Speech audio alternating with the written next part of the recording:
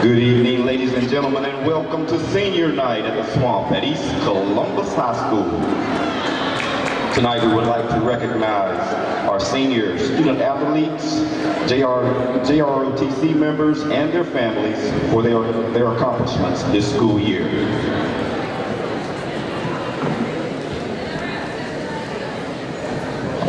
Starting with the Cadet Command Sergeant Major Caleb Brandenburg.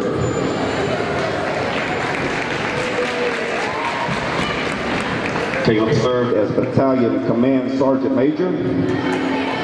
He is being escorted by his uncle Robert Earl Mears Jr.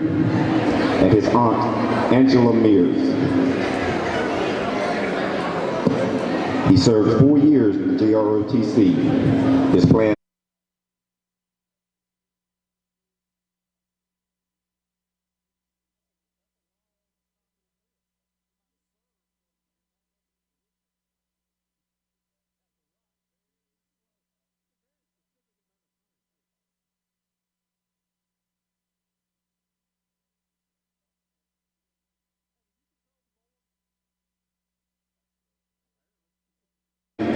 Commander of the Gator Battalion. He is being escorted by his mother, Kim Stevenson, his father, Don Stevenson. He served 4 years in the JROTC. His plans after high school are to obtain a Bachelor of Arts degree in music production and recording at Elon University. After graduation, he plans to be commissioned as a second lieutenant in the United States Air Force.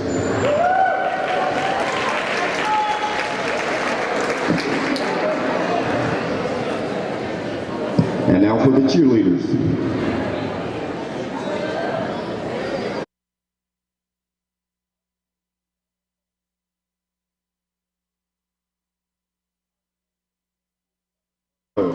Latoya Steele and her father, Emmanuel Baldwin, her stepdad,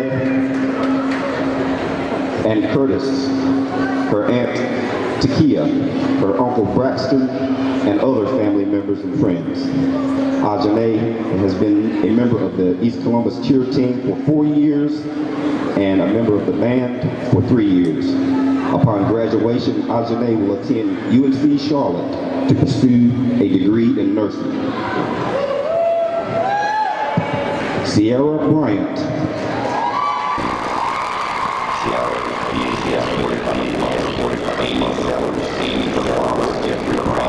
And her stepfather, Kendrick Jacobs. Sierra has been a member of the tennis team for 4 years, played softball for 2 years, and has cheered for 3 years. Upon graduation, she will be attending UNC Pembroke, where she will pursue a degree in nursing.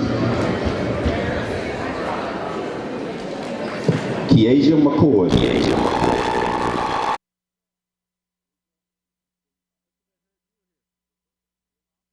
George McCoy.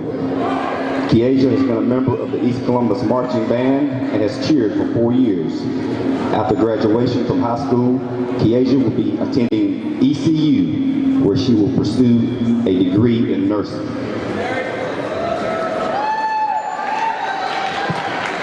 Sandy Strickland. Sandy is being escorted by his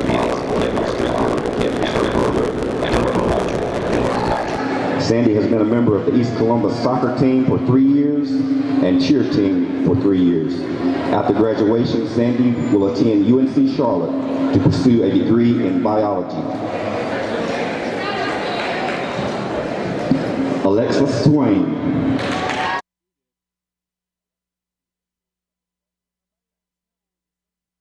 Alexis has been a member of the East Columbus Marching Band for 4 years, played soccer for 3 years, and cheered for 2 years. After graduation, Alexis will attend Western Carolina University to pursue a degree in psychology with a minor in pre-law. Shaniqua Watson.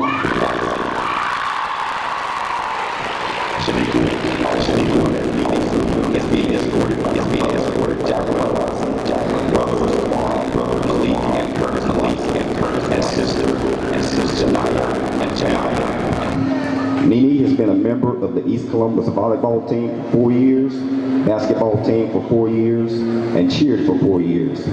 She has also served 1 year as cadet staff sergeant in the JROTC program. Upon graduation, Nene will attend North Carolina A&T to pursue a degree in social work.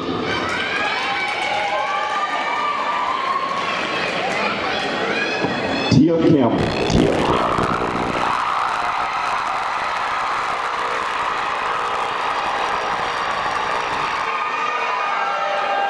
Tia is being escorted by her mother, Melanie Campbell, her sister, Maya Campbell, as well as various other family members. Tia has been a member of the East Columbus volleyball team for 4 years, basketball team for 4 years, cheer for 1 year, and a member of the band. After graduation, Tia will attend North Carolina A&T University to pursue a degree in social work.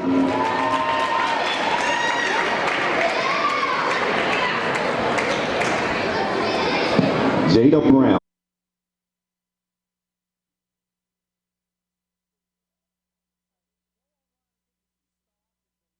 Cousin Diamond Porter. Jada has played basketball for 2 years on the JV and 1 year of varsity. Her plans after high school are to attend Winston-Salem State University and major in athletic training, along with pursuing a career in photography and videography. Hope Freeman.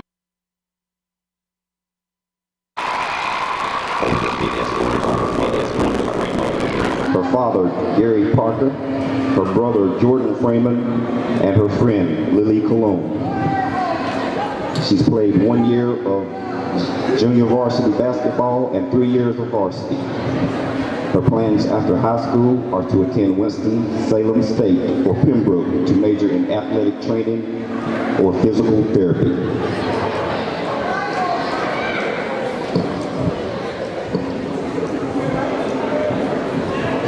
Graylin Daniels.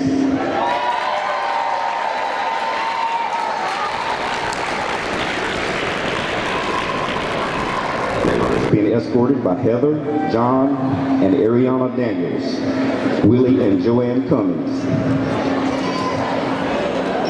She has played 4 years of basketball, 2 on the JV and 2 on, he has played, 2 on the varsity and 2 on the JV. His plans after college, after high school, are to attend college and major in computer technology. TJ Barr.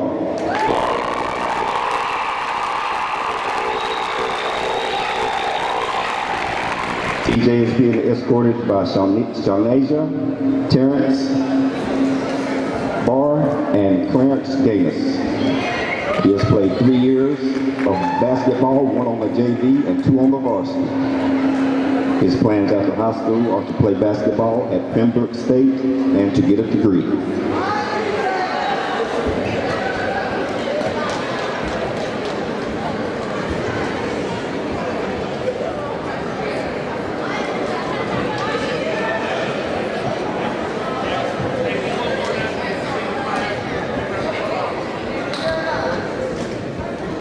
East Columbus High School Principal Jeremiah Johnson, Athletic Director Brad Smith, and the entire East Columbus faculty and staff would like to wish our student athletes good luck in their future endeavors. Let's give them a big hand.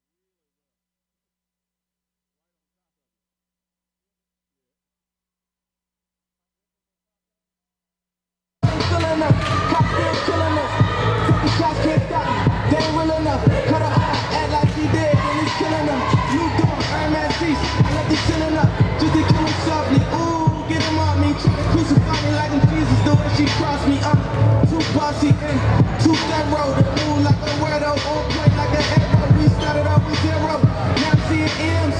Diamonds like water and they coming out the gym. Shooting up hard if your head was the rim. Wanna line me like a shake up in a trim, damn. Back when I was broke, they was cool with it. Every move I make, I'm in the news with it. Even if I ain't do it, they be like, you did it.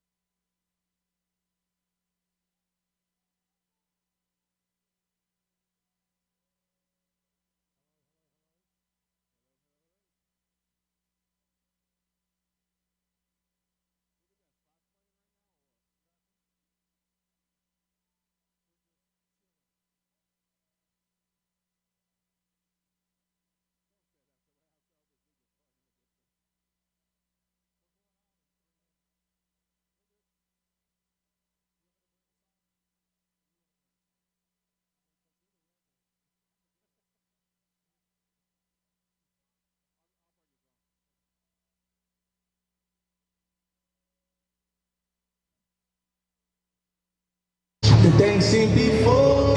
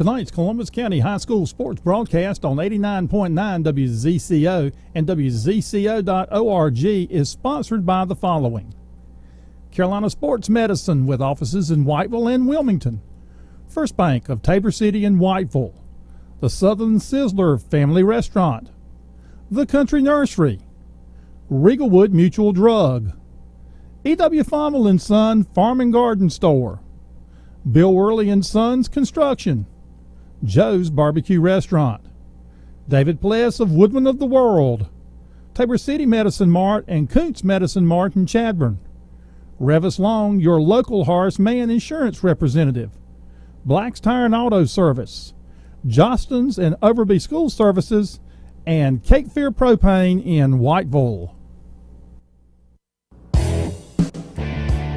Black's Tire and Auto Service has served North and South Carolina for over 85 years. In addition to 29 tire and 10 wheel brands, Black's offers air conditioning, brake, transmission, and exhaust repair. Routine automotive maintenance is also available at any of the 37 Black's North and South Carolina locations. A complete list of locations, products, and services can be found at blackstire.com. In Whiteville, Black's Tire and Auto Services is located at 1615 South Madison Street, 317-0229. Good evening. Once again, it is time for Friday Night Basketball here with Kevin Toman, and often imitated, never duplicated, the Dean of Sports Broadcasting in Southeastern North Carolina, back from special assignment, Franklin Davis, joining me once again this year. Franklin, one thing we've learned about basketball in the Three Rivers this year is there's no such thing as a sure thing. That's absolutely true, Kevin, and I'm just glad to know that you have recovered from your bout with Toman poisoning and are back with us tonight in full 100% capacity. I'd like to thank Brett Burris for stepping in for a couple of weeks while I was out of the country. I can reveal now that I was over in Korea doing some work preliminary to the Olympics. Exciting things sure to come in the Whiteville News Reporters. Exciting reporting, to say the very least. Looking forward to reading those special reports. Tonight, East Bladen travels down to the pit, and we are here in the swamp as they face the East Columbus Gators. You talked about there's no such thing as a sure thing. Well, East Bladen girls basketball is about as close to a sure thing as you're going to get in the TRC. Them and the Fairmont Golden Tornado boys, because East Bladen comes in tonight with 19 wins in 20 ball games, and they're 14-1 in conference play. Their only loss coming early in the season when they went to Red Springs. But this Gator team only lost 49-42 when they played at East Bladen. It's senior night here. Sometimes that works to the home team's advantage. Sometimes the emotions get too high and it goes the other way. But, could have an upset brewing tonight. It would be a big step for East Columbus in trying to secure the top playoff berth in the Three Rivers Conference. Program-defining win, absolutely. We've seen this East Columbus Gator team as close as last week. Really took it to the South Columbus High School Stallions, but this East Columbus team, they're looking to take a step up in conference. Now, having said that, I looked at the standings both in the boys and the girls, and you need a degree in in nuclear physics to understand the standings in either one once you get past that top line. Really, East Bladen obviously up at the top at 14-1. Red Springs at 11-3. Both of them pretty much secure in the fact that they're going to be in the playoffs. But after that, you've got West Columbus at 9-5. Whiteville, St. Paul's, East Columbus all at 9-6.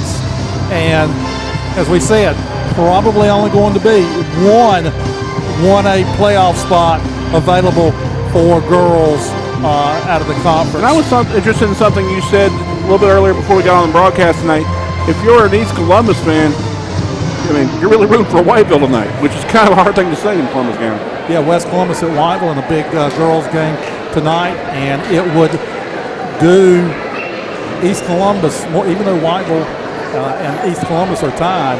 West Columbus has a half-game lead, so it would do East Columbus more good since they're really battling West Columbus head-to-head, and you just have to kind of forget the two-way thing. it would do them more good for Whiteville to top West Columbus tonight, and especially if they could pull the upset against East Bladen. West Columbus with a tough road to hoe next week, 2 games against Red Springs, who's second in the conference. And then I really think, and from what I understand, the final broadcast of the regular season will be next week, East Columbus at West Columbus. Yes, sir. And there's a very good possibility that ball game is going to determine which girls team ends up in the playoffs. I hope people could hear what I said with the PA blasting. Absolutely, the sound system provided by Columbus County working real well at this point. We are at the starting lineups. And we'll take a quick break here and for the presentation of colors here on 89.9 WZCO. Cape Fear Propane serves both commercial and residential customers. Their technicians install propane tanks and gas logs. They check for leaks and convert home appliances to propane. Cape Fear Propane provides an automatic delivery option and payment programs. In Whiteville, Cape Fear Propane is located at 140 Bitmore Road next to Black's Tire corporate office. More details about products and services are available at 642-4137.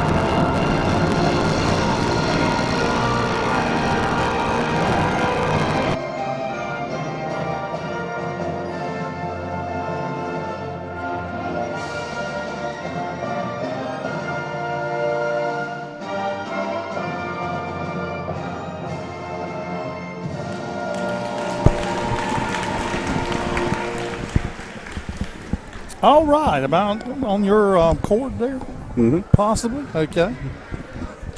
Outstanding job by the East Columbus Gator Pet Band, located above us in the Crow's Nest. It sounded just like a recording. Almost as if we were there. All right, starting lineups. First for East Bladen. Number 11, Erica McCoy.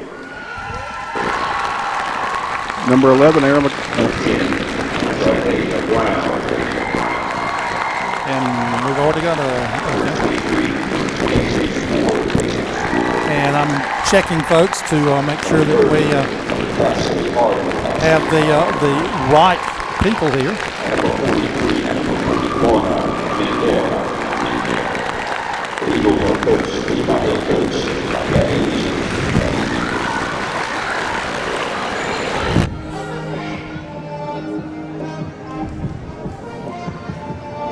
Interesting thing, Kevin. Jatira Moore-Peterson, leading scorer for East Bladen, not in the starting lineup. I think it's going to be a game of matchups tonight. These two are going to be punch, counter punch. But you're right.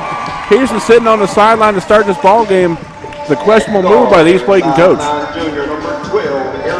And not being familiar with East Bladen that much, she may come off the bench anyway, but she does lead the team in scoring, which would be unusual. Starting for the Gators, Tia Campbell, a senior. Adriana Daniels, a junior. Hope Freeman, a senior. Shaniqua Watson, another senior. And Jada Brown. So Coach Eddie Ravenel going with his 4 senior players in the starting lineup, along with Ariana Daniels. I'll tell you this East Columbus team, they've got a number of scorers. They're not hurt by going to their bench. You know, Tia Campbell, it pretty much if she has a good night, they're going to be in the ball game. It just depends on which one of those other Gator players picks up the slack and can be that second scoring option or third scoring option. East Bladen with Erica McCoy, 11.6, Patience Ward at 13.7, and Moore Peterson, 16.3. So 3 girls for the Eagles averaging in double figures. Ball up and controlled by East Bladen. Patience Ward with the ball up at the top of the circle over to the left side. Long shot from 3, no good. Battle for the rebound, and Jada Brown comes up with it, and she's tied up. Alternating possession to give the ball to the Gators. I'll tell you right now, both teams are going to look to put the foot on the gas to start the game, hopefully get off quick, and make the other team chase them for most of the ball game. Tia Campbell will bring the ball up, and she'll be met as she crosses the midcourt by Erica McCoy. She drives by, dishes underneath the Brown. Brown puts up the shot. Too strong. Ball recovered by Shaniqua Watson. She puts up a 3 off the glass, off the rim, no good. Rebound pulled down by East Bladen. Able to get the ball over to Hardin, and East Bladen will control. Hardin holds, and she'll bring the ball on the dribble into the front court now. Just underway here from the Swamp, no score.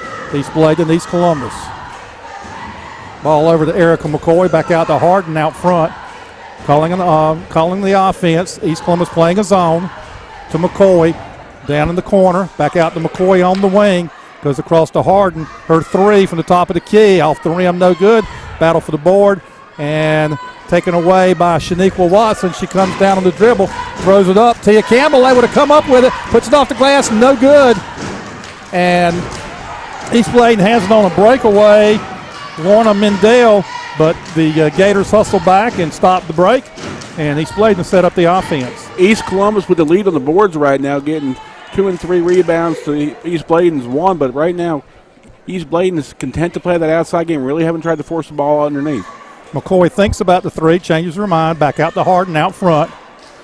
She goes over to Brown. Brown's shot, back rim, no good. Battle for the board, and Tia Campbell and Patience Ward tie up, and it will be alternating possession, this time to East Bladen. Still no score, 6:13 to go here in the first quarter. Hardin triggers the inbounds play, gets it to Brown, to McCoy, who drives, throws up the running one-hander, no good. Ball out of bounds on the rebound off of Mendel, and it will be Gator basketball. Once again, good hustle by East Columbus on the boards. Girls forced to reach over top of her, knocks the ball out of bounds, another East Columbus possession. Looks like a 1-3-1 zone defense played by East Bladen. Watson with the ball well out front. Dribbles towards the top of the key, still dribbling. Over to Campbell on the left side. She looks, goes back to Watson. They exchange positions. Watson drives to the top of the key, now over to Campbell on the right side. She tries to drive baseline, does so, but her pass is intercepted by Patience Ward. Ward's coming down on the dribble, dishes to McCoy. Her layup off the rim, no good. Jada Brown with the rebound. Gets to Campbell, and she'll slow it down for the Gators. Lid on both baskets tonight. These teams got to settle down, run their offense, get the ball inside, outside, and those shots will open up for them. Watson goes cross court to Hope Freeman, whose three-pointer no good. And Mendel with the rebound, but she steps out of bounds, and it will be Gator basketball. Right now, if I'm East Columbus and East Bladen, I'm looking to get the ball inside. Neither team has really looked to force the ball inside. It's going to be the team that draws those foul calls and gets those extra possessions and those extra opportunities at points are going to win this ball game. Rosalind Harper in the ball game now. She puts up a short shot from the baseline, no good. Rebound by Brown, her shot too strong. Campbell in among the big girls inside, tries to go up with the foul, and she's fouled, and she'll shoot 2. And those are big hustle points for Tia Campbell. Always seems to be around the ball. I mean, East Columbus right there with just their third shot at the basket just on this possession alone.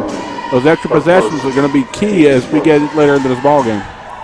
Foul was on Ashley Hardin, her team's first foul of the game. And there's the first point of the game as Campbell's free throw crawls over the front rim and is good. 1-0 Gators lead. Just a little more than 5 minutes left to go here in the first quarter. Second free throw, good. 2-0 Gators lead. Ball quickly advanced in the front court. McCoy driving, puts up the shot, no good. Campbell with the rebound. She comes down court in a hurry. She's got Watson open, but McCoy hustling back intercepts her pass.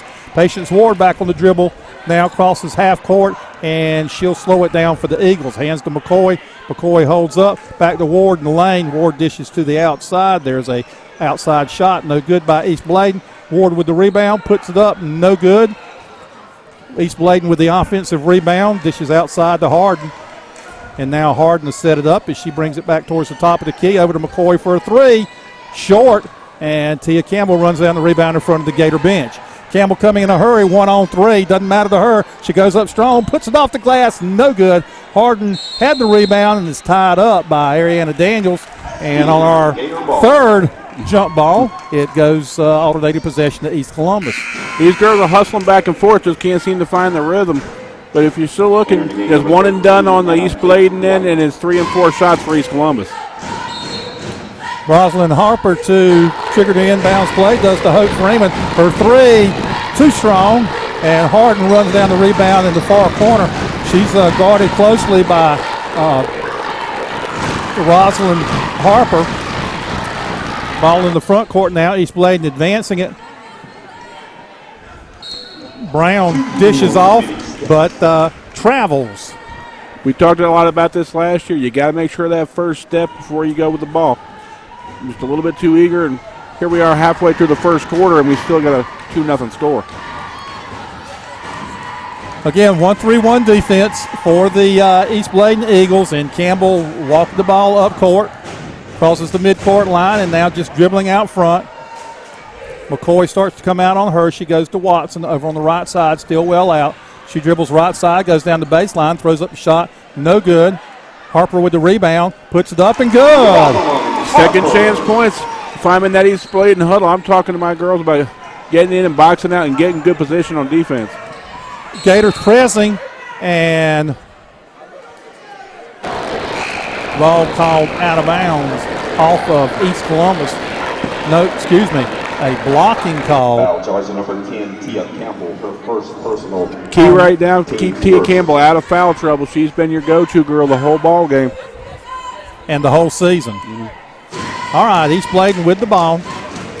Looks like a 1-3-1 zone now for the Gators. There's a screen set for McCoy. She goes down in the corner to number 13, who puts up a short shot that crawls over the rim, no good, and Campbell comes up with the rebound. That was Anna Kate White shooting and missing there for the Eagles. Watson has the ball, White guarding her, dishes to Campbell. She drives, puts up the layup, too strong, and East Bladen comes up with the rebound. If I'm East Bladen, I'm going against that 1-3-1. I'm going to challenge that 1-3-1, make somebody come out and play me so I can drop it the ball and dish off. They're too content to play right out there on the perimeter right now. Brown with the dribble over to McCoy, to Harden, to White in the corner, back out to Harden out front. There's a three by McCoy. Around and out, no good. Offensive rebound, though, by Anna Kate White. Hustling's the name of the game. Right place, right time. She had good position. She boxed out, and she gets the easy deuce.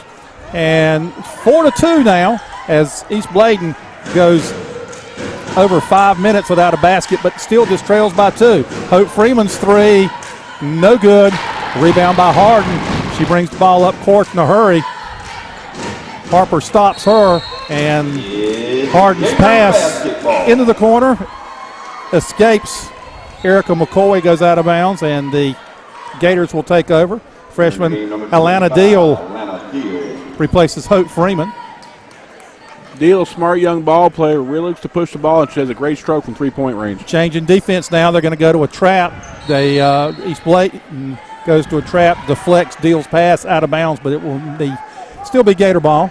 4-2, Gators lead, 2:03 to go here in the first quarter of play. Deal inbounds to Harper, over to Deal, down in the corner to Lazadia Flowers, and the ball knocked out of bounds. We got Flowers, Campbell, Deal, Watson, and Harper on the floor for the Gators now. Ravenel going with that young lineup, hoping to get a little spark, trying to get a little more offense. Ball taken away from Campbell. East Bladen on the drive, layup around and out, no good. Offensive rebound by East Bladen, up, no good. Follow shot, no good, but a foul is called on the play. Just a little too far underneath the basket to get the first one to fall. The second time, Fortuitous bounces out over the top of the ring. She gets the opportunity for 2 free throws. Foul charge to number 13, Zay Flowers. Zay Flowers with the foul, her first, team second. Free throw up and good by Patience Ward. Makes it 4-3. Both these teams very good fundamentally defensively. Points are going to be at a premium tonight. You have to make these opportunities when you can. Second free throw, nothing but net for Patience Ward, and we're tied at 4 with 1:38 to go here in the first quarter. Deal brings the ball up, met by Ward. Now over to Watson. Her three, too strong. Harper able to run the rebound down in the corner, gets the deal. She goes cross court to Campbell. Her short jumper, too short, and East Bladen gets the rebound. Shardasia Brown with the rebound for East Bladen, but she was fouled by Campbell. And Kevin, what you said can't happen has. Tia Campbell has picked up her second foul with 1:16 to go here in the first quarter of play, and she goes out of the ball game. Now, if you're East Columbus, who's your next scorer? Who's going to be the girl that steps up?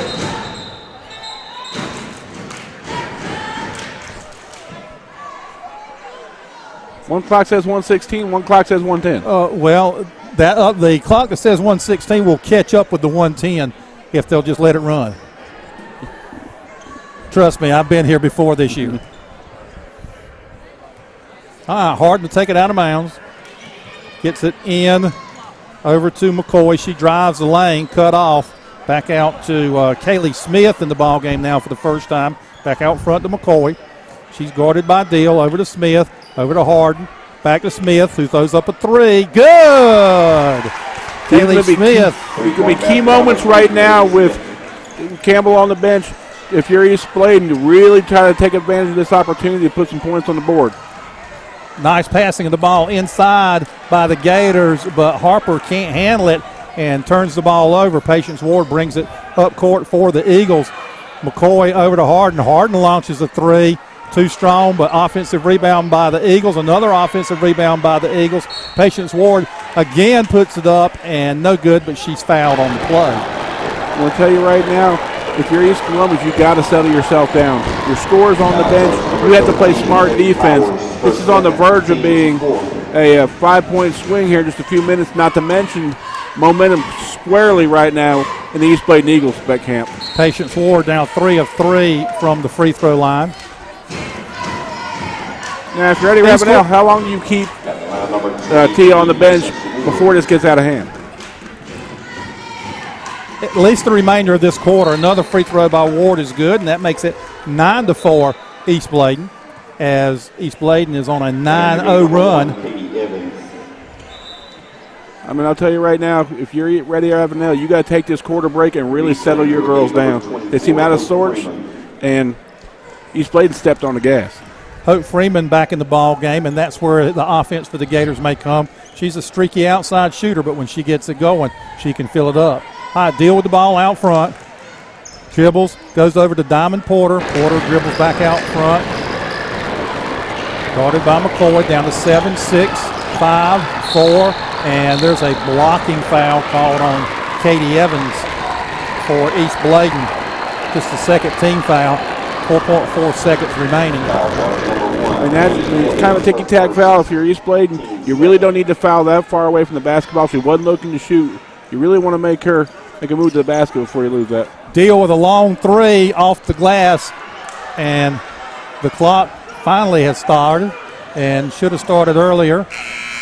And it really doesn't affect anything, as the final shot by the Gators is no good. So after one quarter of play, it's East Bladen 9, East Columbus 4. You're listening to WZCO 89.9 FM. Tonight's game on WZCO 89.9 is sponsored by Carolina Sports Medicine and Orthopedic Services, 1717 Shipyard Boulevard in Wilmington and McNeil Plaza in Whiteville. Hours of operation and patient information is available at carolinasportsmed.com. The Country Nursery in Whiteville carries trees and shrubs as well as garden essentials and lawn products for all seasons. The gift shop carries flags, bows, wreaths, and the name brand t-shirts, along with collegiate and Carolina Panther merchandise. Mitchell and Judy Bowen of the Country Nursery are glad to bring you tonight's broadcast.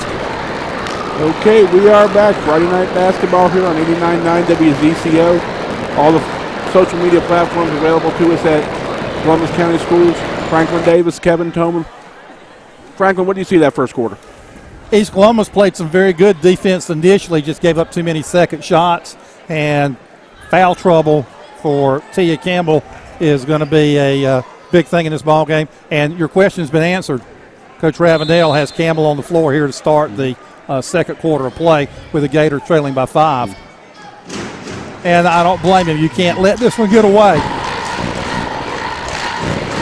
East Bladen just too good to leave Brown on the bench. Harden with a 3 from the top of the key. Sweet shot in the flow. The offense picks up a big deuce, and it's an 8-point lead, 12-4 East Bladen at this point. And that's 12 in a row. There's a 3 in from the corner by Hope Freeman. No good. Patience Ward on the dribble has Harden to her left, but takes it all the way herself, puts it up.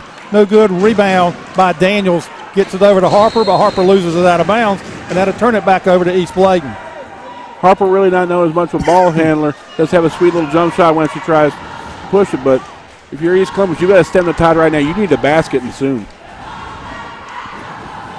All right, East Bladen inbound the basketball. They do to Ward. She dribbles towards the basket. Had a shot, but passed it up to a teammate who lost it, but Harden comes up with the loose ball. Over to McCoy down in the corner. Shot from the corner. Good for 2. Quick timeout by Lee Ravenel. Looks like it's going to be a 30-second timeout. But right now, that's what, a 10-0 run by East. It was 4-0 at one time. Gators had not scored since, I think, about the 3-minute mark of the first quarter. 14 in a row for East Bladen. If I'm Coach Ravenel right now, I've got to get the ball back in Tia Campbell's hands. Right now, she's the quarterback of your offense. She knows your offense. She's a senior leader. Get her to settle your girls down, but you definitely need to get a couple of quick buckets here because East Bladen is a top-tier team. They're very well coached. They're very fundamentally sound. They're not going to let you get on a lot of runs and get back in this ball game. They're not going to turn the basketball over very much either. That's going to give you any easy baskets. East Columbus has got to find a way to score against the set defense. All right, man-to-man defense now by East Bladen as they switch coming out of the timeout. Watson has the ball over on the right side, and she is blocked by number 10, Shardasia Brown. Her first foul should be the team's third. Smart move by East Bladen, changing up the defense, trying to throw a look at East Columbus they haven't seen yet. Watson with the ball. Pulls up, hands to Campbell. Campbell drives, puts up the shot, too strong. Hope Freeman, though, with the offensive rebound, brings it back outside to Campbell on the baseline, back out to Freeman. Freeman to Watson. Watson drives to the foul line, throws up a running one-hander off the rim, no good. Rebound by Harper. She puts it up, no good, but a foul. Good work on the offensive boards by the Gators. And that's, I think, how East Columbus is going to get back in this ball game. A lot of jump shooting by East Bladen so far. If you're East Columbus, you need to get in good defensive position, box those girls out, and take away those extra possessions. Harper to shoot 2. First one up and no good. Our first missed free throw of the ball game. East Bladen 4 for 4 in the first quarter. East Columbus 2 for 2. Harper with a second one. 6:36 to go before halftime. Second free throw, back rim, no good. Harper tries to get the rebound, cannot. Harden gets it quickly into the front court. There's a drive to the basket. Shot off the back rim, no good by Erica McCoy. And Hope Freeman has it coming up the right side now in a hurry. And now slows it up, gives it to Campbell out front. Over to Watson. Watson drives, puts up the short jumper off the glass, no good. McCoy with the rebound. And Patience Ward has leaked out. Breakaway, layup short. Battle for the rebound, and Rosalind Harper is going to be called for the foul. I think if Harper had just simply left Ward alone, she was going to come down out of bounds. Absolutely. With the basketball, which would have turned it over. That hurt me just looking at it. I don't think your body's supposed to bend that way either. Harden to inbound, gets it into McCoy, who quickly puts up a shot. No good, and 2 Gators fight for it and knock it out of bounds. Unfortunately, just a little bit too eager right now. Mass substitution. Gotta love this East Bladen defense triggering their offense right now. Really looking to push off these made rebounds and get in transition. Anna Kate White back in the ball game. McCoy with the ball in the corner. Loses it. Nice defensive play by Harper. She passes ahead to Campbell, who's going against Harden. Puts up the layup. Good. Pretty play by Tia Campbell. Threats the needle. She had 3 girls all the way around her. Dipped that shoulder, came back up with an easy 2. 14-6 as the Gators break that 14-0 run that East Bladen had. 5:30 to go here in the first half of play. There's a shot that Patience Ward, it was an air ball. I think it was more of a pass than it was a shot. As that's what she'll tell you it was. Thrown up to the rim, and Ward came down with a rebound and put it back up for 2. Watson shoots a 3 for the Gators. No good. And McCoy with the rebound. She's double teamed, gets to Harden. And Harden will bring it up court and start to slow it down, it looks like, for the Eagles.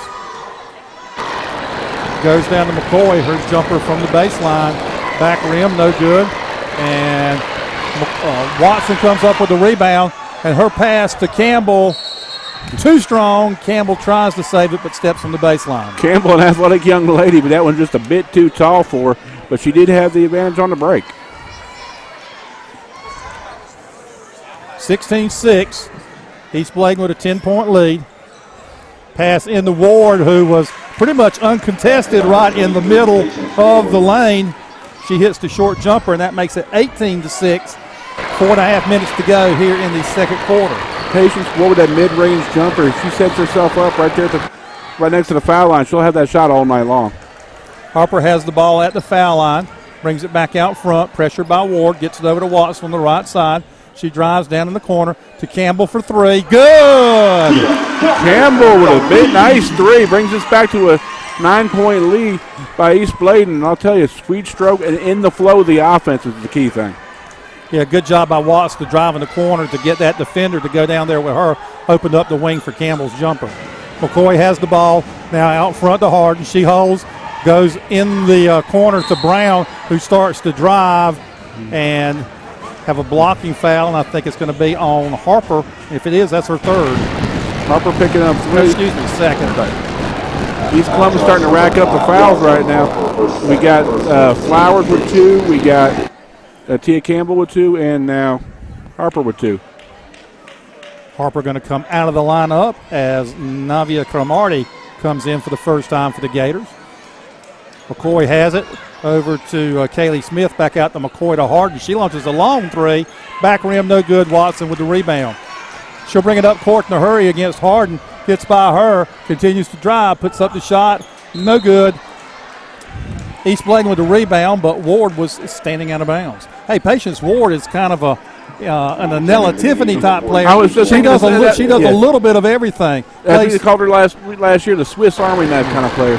She's one of those gym rats, one of those hustle ball players that give you those extra things. And we're going to have a foul on Watson as Ward was trying to advance the ball up court after Campbell's shot was blocked by Mendale. And I do believe that's going to put us to the line, and we're going to win a 1-on-1, I believe. No? Got 3 girls with 2, and I was going to say. Yeah, that is correct. We had 3 girls with 2, and that was had to have been the 7th foul.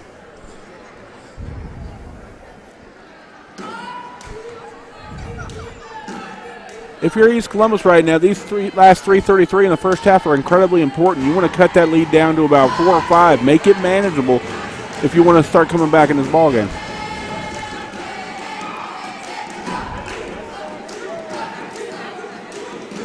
I think there was some discussion as to who the foul was called on. Ward misses the free throw. Daniels able to wrestle it away and gets it to Campbell. Campbell coming in a hurry is going to take it all the way, puts the layup up, and no good. Rebound by Ariana Daniels, and she's fouled on the play. The importance of transition defense, getting back. You looked at Tia Campbell actually beat the girl up the floor, split the defense, and force those girls to come back and get on top of her. And we got an East Columbus ball player at the line.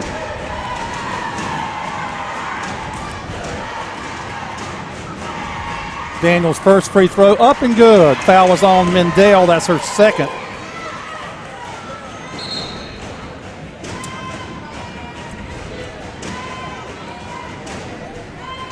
Number 25, Atlanta Deal back in the ball game for the Gators. Again, key moments in this ball game. You got to keep Tia from getting that third foul, but you also got to be very careful to make sure you stay in reaching distance of East Bladen. Second free throw, no good, and lane violation as Daniels knew it was going to be short. Don't know if she planned it that way, but it worked out in her favor. So ball turned over to East Bladen. McCoy brings it up against Hope Freeman. Drives left side, tries to put up the shot. Deal gets a hand on it. Knocks it out of bounds, but McCoy touched it last, so it'll be Gator basketball. Transition defense. And the girl tried to get into the lane on her. She smartly did not foul her and knocked the ball off of her body. Deal with the ball over to Campbell on the right side. Campbell drives baseline, puts up the short jumper. Good! Already back to a 6-point deficit. If you're East Columbus, you're climbing back in this ballgame after that 14-0 run. McCoy drives, puts up the shot. She's fouled. She'll shoot two. Foul was on Hope Freeman, her first. Team's eighth, but she'll be shooting two anyway. You know, if East Columbus is going to play man-to-man, if I'm East Bladen and I can, I'm going to try to go at Tia Campbell and pick up that third foul. Absolutely, but you don't have a lot of girls with fouls. How many team fouls does East Bladen have right now? 4. McCoy missed the first free throw. So we're nowhere near the bonus of the smart strategy. Second free throw is good. 19-12. Deal to bring the ball up court. Met by Ward out front. Over to Campbell. Campbell being guarded by Katie Evans. Drives by her, drives baseline, puts up the short shot and good. Tia Campbell with a quick first step, takes it around the right side, takes it all the way down, catches the corner and gets the easy layup. Shot from the outside by East Bladen, no good. Deal with the rebound. She'll bring it up court right side. Goes down, foul line extended, gets the ball to Campbell. Campbell's going to drive, dishes inside to Daniels. Her shot no good, fight for the rebound. Campbell comes up with the loose ball, puts it up off the glass, no good. Cromartie comes up with it, goes up, no good. And McCoy finally comes up with it. And we have a foul call. A foul called. I believe it would be on Cromartie. Yep. Not for lack of trying. She had more than enough opportunities to hit that thing. Team's ninth. East Columbus has had multiple opportunities inside, and when you're trying to pull the upset, you got to hit those shots. You can't turn it over, and when you get the opportunity for some open shots inside, they got to go down. But hey, they're not out of this. 19-14. And that's the thing you got to think about if you're going into the locker room at East Columbus. For all the tough times we've had, for the lack of offense we've had, we're still in this ballgame. It's a 6-point ballgame. And Era McCoy hits her second free throw in 3 attempts, and she'll earn the bonus.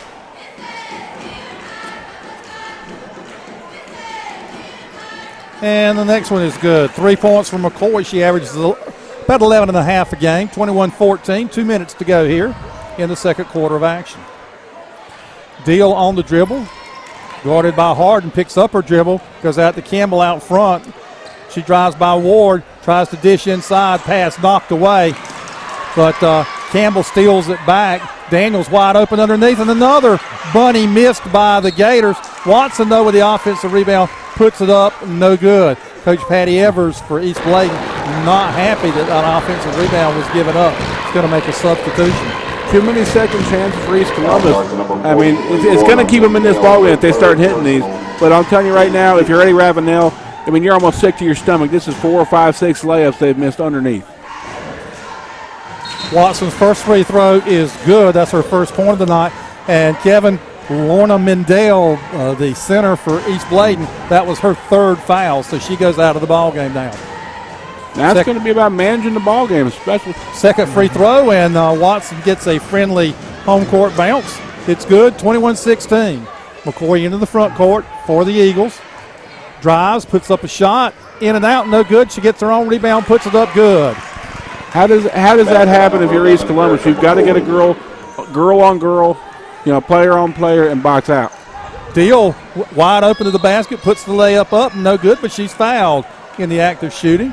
And I think that's how East Columbus needs to get back in this ball game. I mean, they're really content to shoot those jump shots and maybe let, Tia Campbell try to, take one around the corner.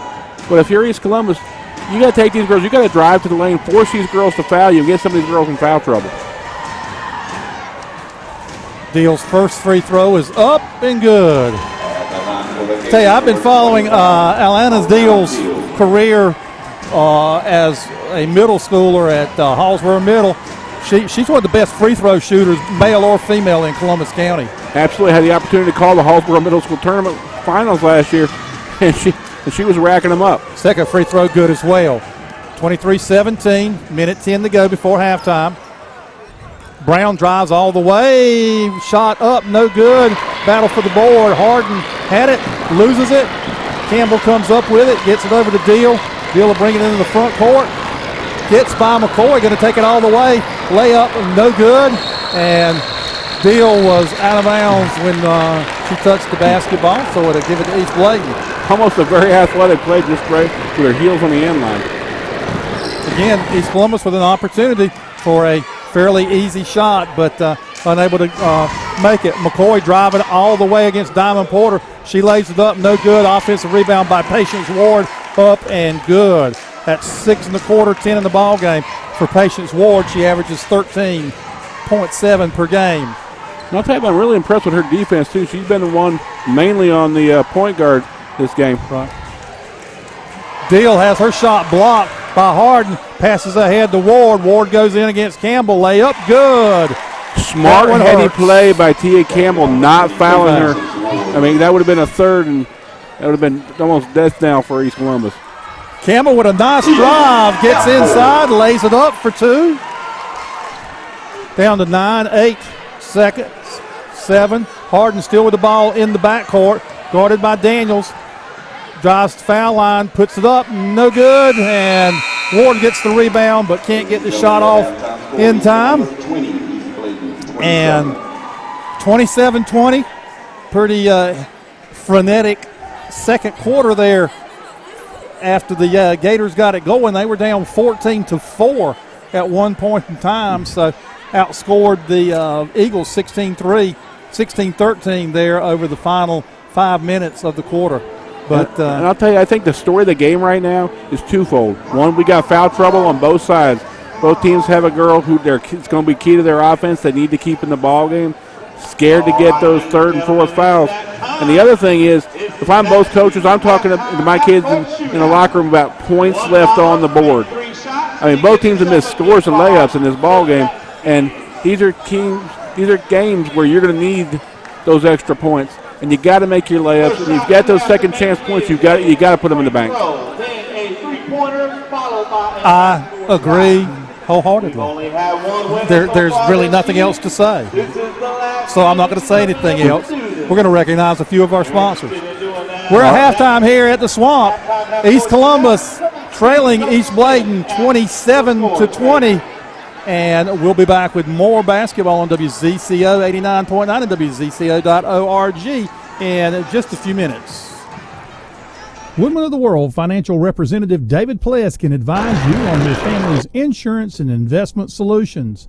David may be reached at 207-8042. Women of the World and David Pless are happy to help serve the community by bringing you tonight's game. Women of the World, providing insurance and financial services since 1890. E.W. Fonville & Son Farm and Garden Store, 205 Hickman Road in downtown Tabor City, has been providing feed and farm supplies as well as garden products since 1951. They're open Monday through Saturday at 9 and close at 5, except on Saturdays when they shut down at 12:30. Leon and Jake Cromwell are proud to support Columbus County High School Sports Broadcast. First Bank, located at 1104 North J.K. Powell Boulevard in Whiteville, provides financial products for both individuals and businesses. This includes checking and savings accounts, credit and debit cards, personal and business loans. They also have digital banking that can be done on your smartphone, tablet, or personal computer. First Bank has been in business since 1935. First Bank is located at 102 East 5th Street in Tabor City and 1104 North J.K. Powell Boulevard in Whiteville. First Bank is an equal housing lender and member of the FDIC.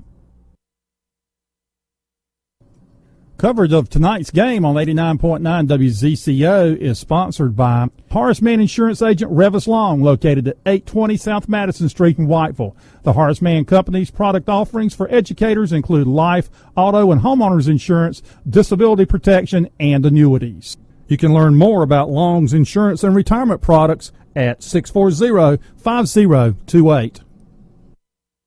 Okay, Franklin Davis, Kevin Toman back here in the swamp at East Columbus. Franklin's often said, numbers don't lie. What do the numbers tell us here at the halftime of the girls' game? Young man just hit a three-point shot. I don't know what he's going for, but it looks like he's going to shoot from midcourt for something. Oh! Just off. Let me give you a number from approximately 13 miles west of here. Okay. And we said East Columbus fans needed to be Whiteville fans, even though they probably aren't going to be, for the sake of... It's a difficult sell at best. Yes. East Columbus trails East Bladen 27-20. More bad news.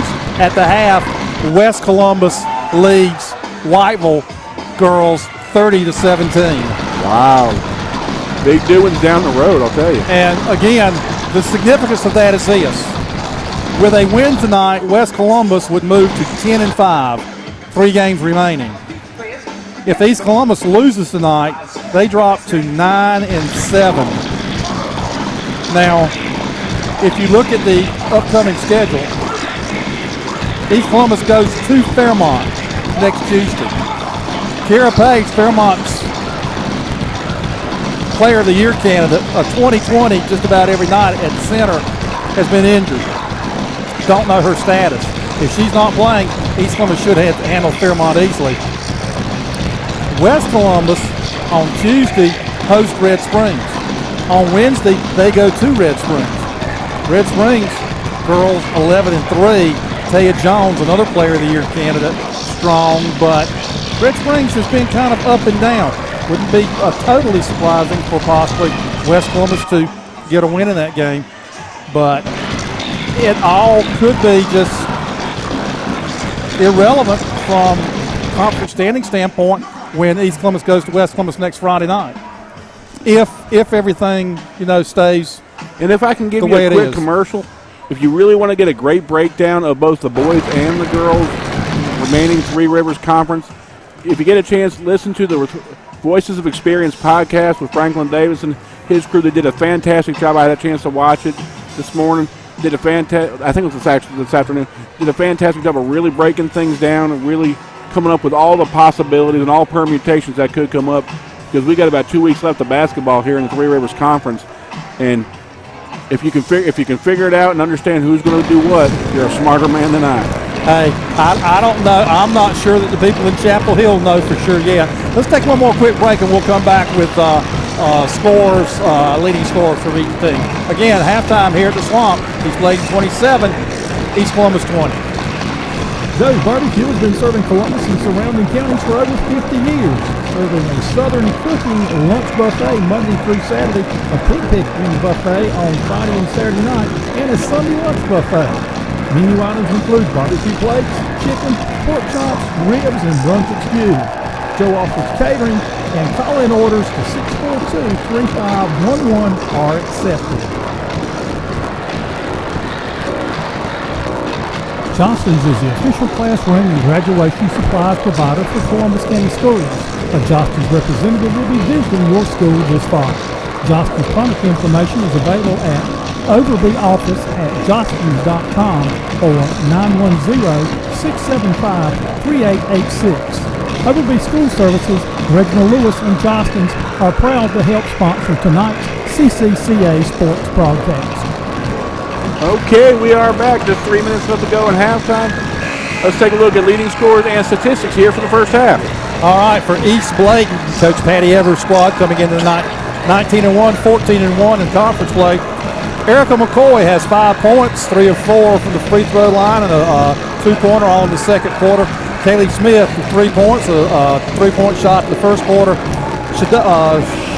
Shadeja Brown, 2 points. Anna Kate White, 2 points.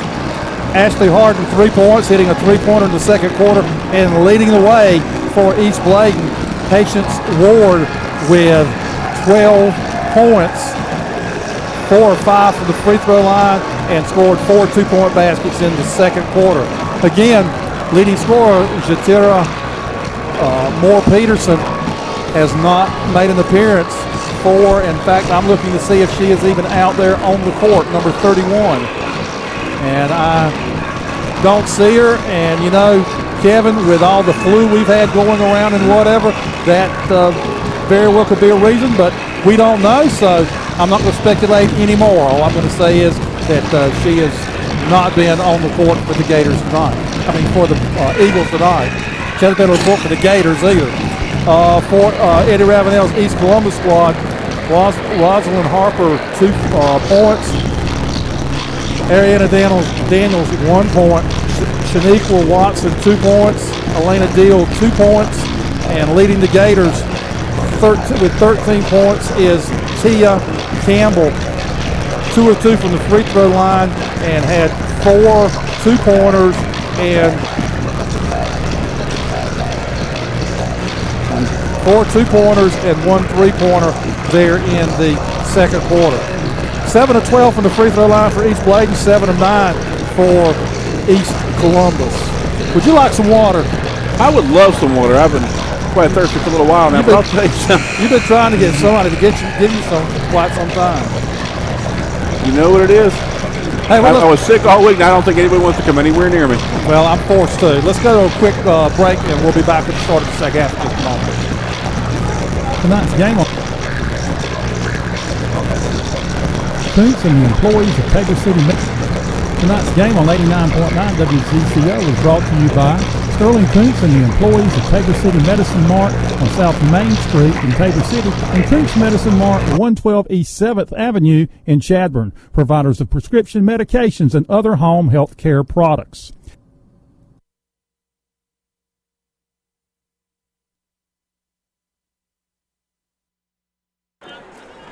Okay, we are back with the start of the second half here in the Swamp.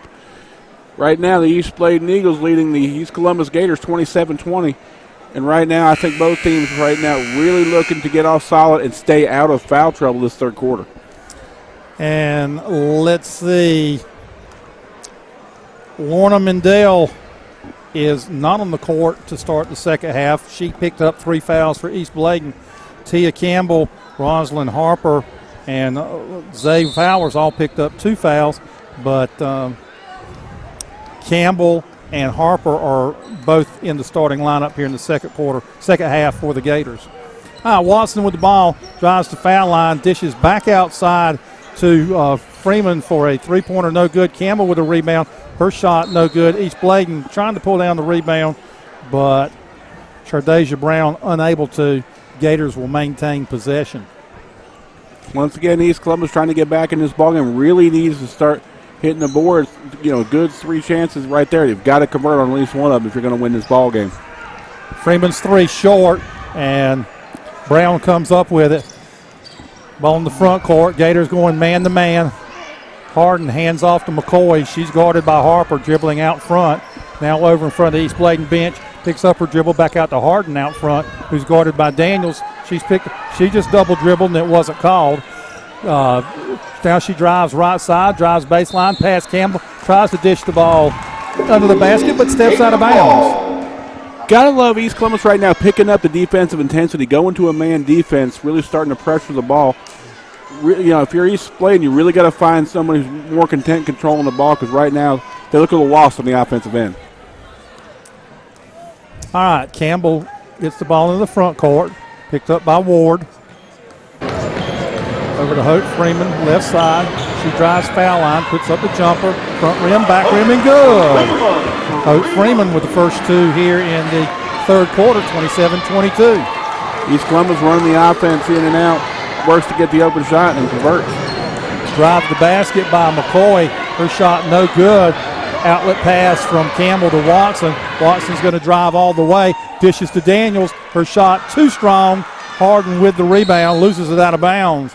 Looked like it was off Harden, but official rules that it was knocked out of bounds by the Gators. Again, another opportunity for a fairly good shot inside, unable to for the Gators to score. They're going to pick up full court. Smart play. Like, again, the defensive intensity picks up. A steal by Daniels. Her shot no good, though. Watson runs down the offensive rebound, drives foul line, puts up the shot, no good. Battle for the board. And McCoy comes out there with it. Pass ahead to number 13, whose shot is no good, but Ward with the rebound. She tries to save it, but saves it right to Daniels. 13 for East Bladen, Anna Kate White. And there's a foul called. East Bladen really struggling against this renewed defensive intensity from East Columbus. East Columbus, Eddie Ravenel right now, I think he's going to be seeing missed layups in his sleep. 13, Anna Kate White, her first personal team's first. East Bladen picking up full court. 5-second call. Harper unable to get the ball, as I think it caught East Columbus by surprise with East Bladen with that full court pressure. C.G. Richardson fumbles a pass intended for the official, but it is returned to the official now. Harden will inbound. Does so to Ward underneath the basket. She loses control, goes down, and goes to the floor. We'll have to see who the foul was called on. I mean, I got to tell you, I've been impressed with Patience Ward tonight. She's been around the basketball. She's hustling. She's had the point most of the night and really denied the easy entry passes for East Columbus. And on the offensive end, she's really worked to get those hustle points underneath, and she always seems to be around the basketball. Foul was charged to Hope Freeman. That's her second. Harden inbound, gets it into McCoy, but Harper blocks her shot out of bounds. East Bladen will maintain possession. 6 minutes to go. 27-22. Gators have put up the only 2 points so far here in this quarter. Harden dishes inside to Shardasia Brown, who lays it up. Good for two. Dangerous pass by East Columbus. Gets intercepted, and we got a quick turnover. And again, mental mistake on the part of East Columbus. They can't afford to do this if they want to get back in this ball game. Harden will inbound. Does so to Ward. She drives, puts up the shot, but she's fouled by Hope Freeman in the act of shooting. Freeman with 2 quick fouls here in the third quarter, 3 in the ball game. Patience Ward will go to the line and shoot 2. Can't get caught napping on the inbound. She turned her head for 1 split second. She was right around the corner on her. Team second.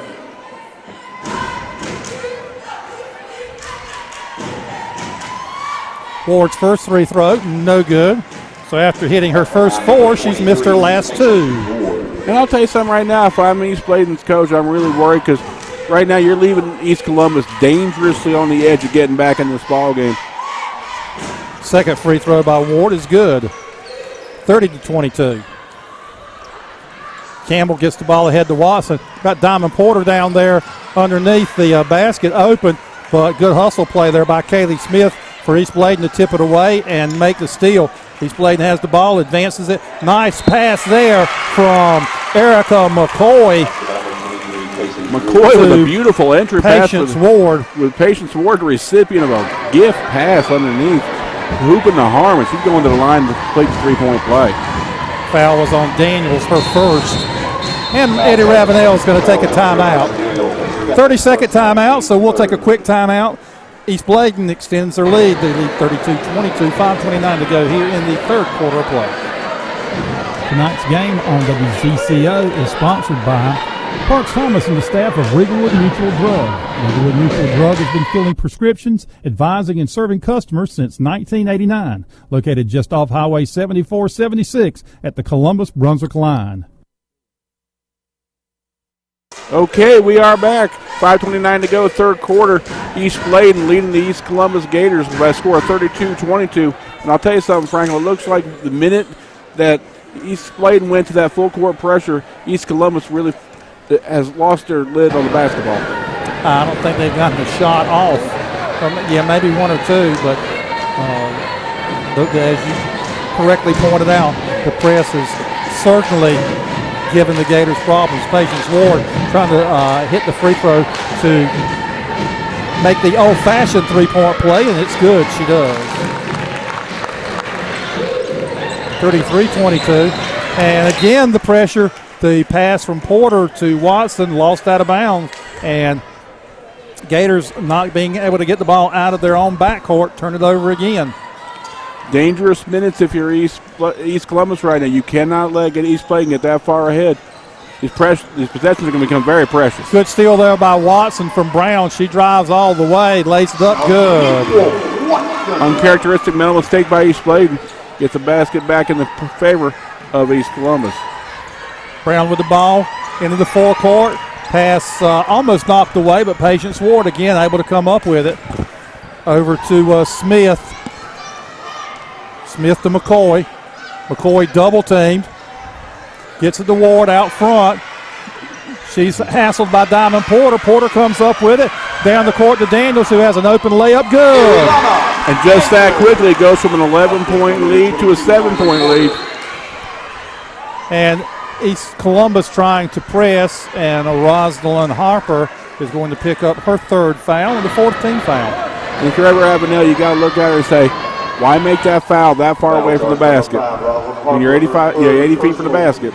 I mean, let's be smart. Let's use our feet and use good fundamentals.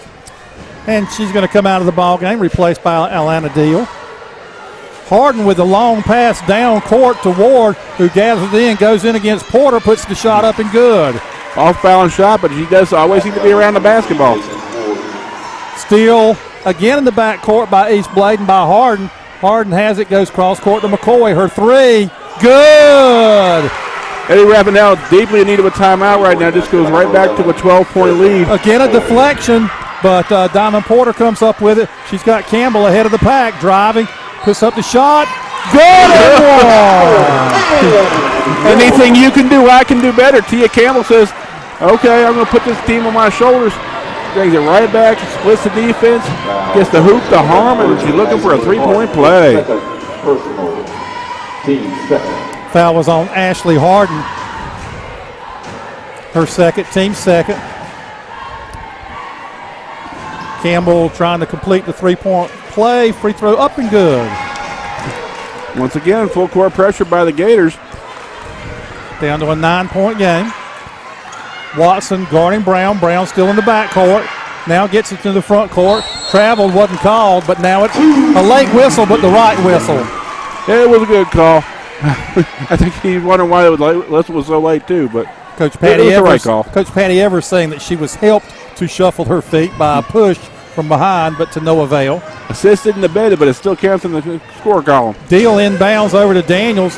Daniels ball in the front court, picks up her dribble, has Deal open underneath. Turns, puts up a shot, no good. Watson with the rebound. Her follow shot, in and out then. Shooter's roll was for Nika Watson. In and out, but finally goes back in. Again, there's a Gator steal with their press as Daniels picks it up, goes to Campbell. Campbell's going to drive to the basket, puts up the shot, good! Tia Campbell is back to a 5-point lead. Quick timeout, and Patty Evers is hot with her ball club. It's going to be a quick 30-second timeout, and we'll be right back on 89.9 WZCO.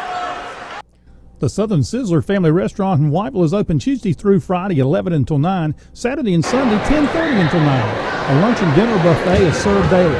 Seafood is on the buffet Friday and Saturday nights. Menu items include burgers, steaks, and chicken. Ice cream is included with each meal. Brandon Collins and the Southern Sizzler family are happy to help bring you tonight's Columbus County High School sports broadcast. Okay, Franklin Davis, textbook basketball. This is where coaches earn their money. Both these teams struggling against the press. A lot of turnovers the last 5 minutes. You got to settle your teams down. And how do you beat this press? I think you beat it, Kevin, one thing by not trying to score immediately off of it. I think both teams are trying to advance the ball too quickly instead of maybe getting the ball to a ball handler in the middle of the court and then making the second pass, getting the ball in the front court, and then setting their offense up. All right, East Bladen inbounds to Katie Evans, and she brings the ball up court on the left-handed dribble. Almost loses it out of bounds, does not. And Ashley Harden gets the pass, and she is bumped by Ariana Daniels. That should be her second foul. Fouls kind of, we've got a lot of girls who had 2, but we haven't had the girls pick up that key third and fourth foul just yet. Tia Campbell playing dangerously for most of the first half with 2.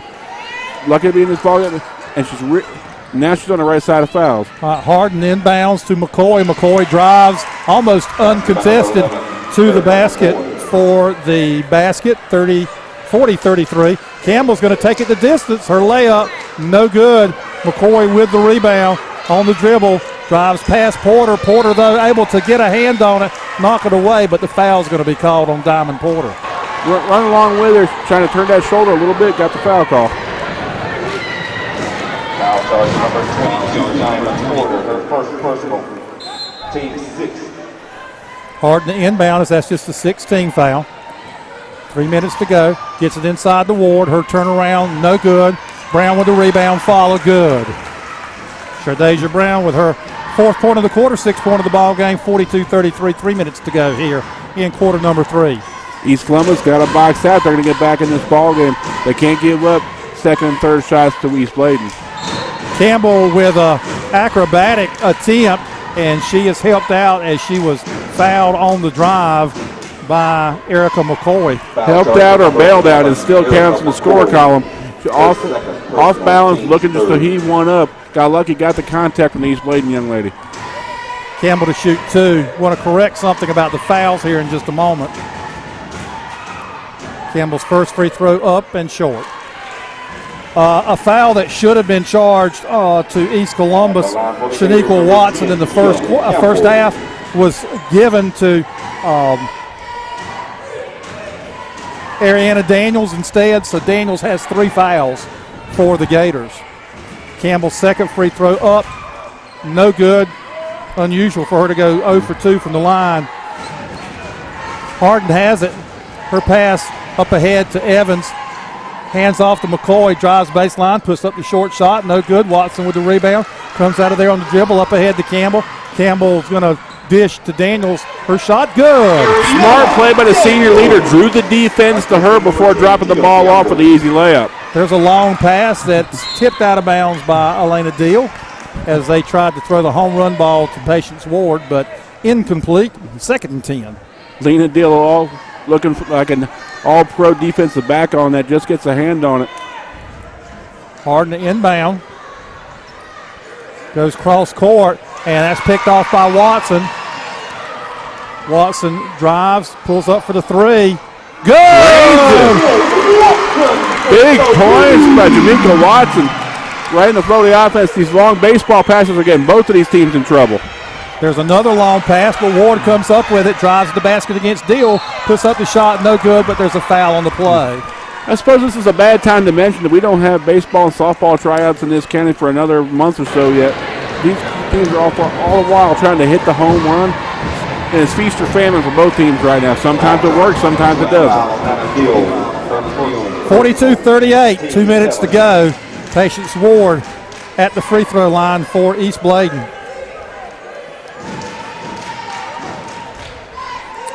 First one up and good. Kevin, since you mentioned baseball, do you know Three Rivers Conference baseball begins February 28th? February, 3 weeks. Pitchers and catchers are already reporting, right? Yeah, to Florida. Second free throw by Ward, in and out, no good. Daniels with a rebound, gets the head to Campbell. She's coming in a hurry, drives to the basket, and she is blocked by Brown. Throw the hip check out there. Get her before she gets up and possibly converts a 3-point play on you. Foul charge to number 10, Shardasia Brown. Her second And I'll tell you, personal. we talked about this a little bit earlier. You don't want a team like East Columbus to keep sticking around. They're staying dangerous and close. Right now it's only a 5-point deficit. Daniels looks to inbound, gets it to Watson. drives baseline and travels. She looks at the ref, pleads. No, Mr. Ref, please. But to no avail. All right, East Columbus still going to go with the full court pressure. Substitution, Mendel out. Anna Kate White, another ball handler in for the Eagles. Pass inbounds to Kaylee Smith. She gets it to Ward against Deal, and Ward will bring it into the front court. McCoy drives down, dishes in the corner, three-pointer, too strong, out of bounds. Off of White, and that'll be Gator basketball. East Bladen might have been better served to throw up a head fake right there, get the girl up in the air, and then take the lane. Right now, I think she tried that baseline jumper, and where she'd have been better served trying to take the ball in the paint. You know, that matchup with Ward and Deal, you're going to see that for 3 more years. Deal is a freshman, Patience Ward just a sophomore for East Bladen. A lot of great basketball the next couple years out of those girls. All right, Diamond Porter gets the ball to Campbell, but Campbell's pass is tipped away. Ward has it, goes behind her back, and Campbell, after making the turnover, commits the foul. And that's going to be her third. Isn't that always the case sometimes?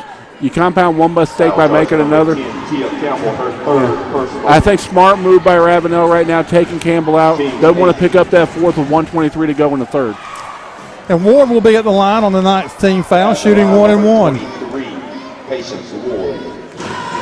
Patience Ward, another Anila Tiffany kind of player, that Swiss Army knife kind of player, always around the ball, always hustling to get good chances. But she misses the free throw, doesn't get a chance at the bonus, but makes the steal after Mendel knocks the ball away. Deal comes up with a rebound, has it taken away by Ward again. Ward loses it to Watson, and Watson is grabbed but no foul. She comes out of there on the dribble, gets it over to Diamond Porter, and she's going to dribble into the front court as things calm down here a moment. A lot of contact underneath, no call. Let them get real physical. Watson steps into a three. In and out, no good.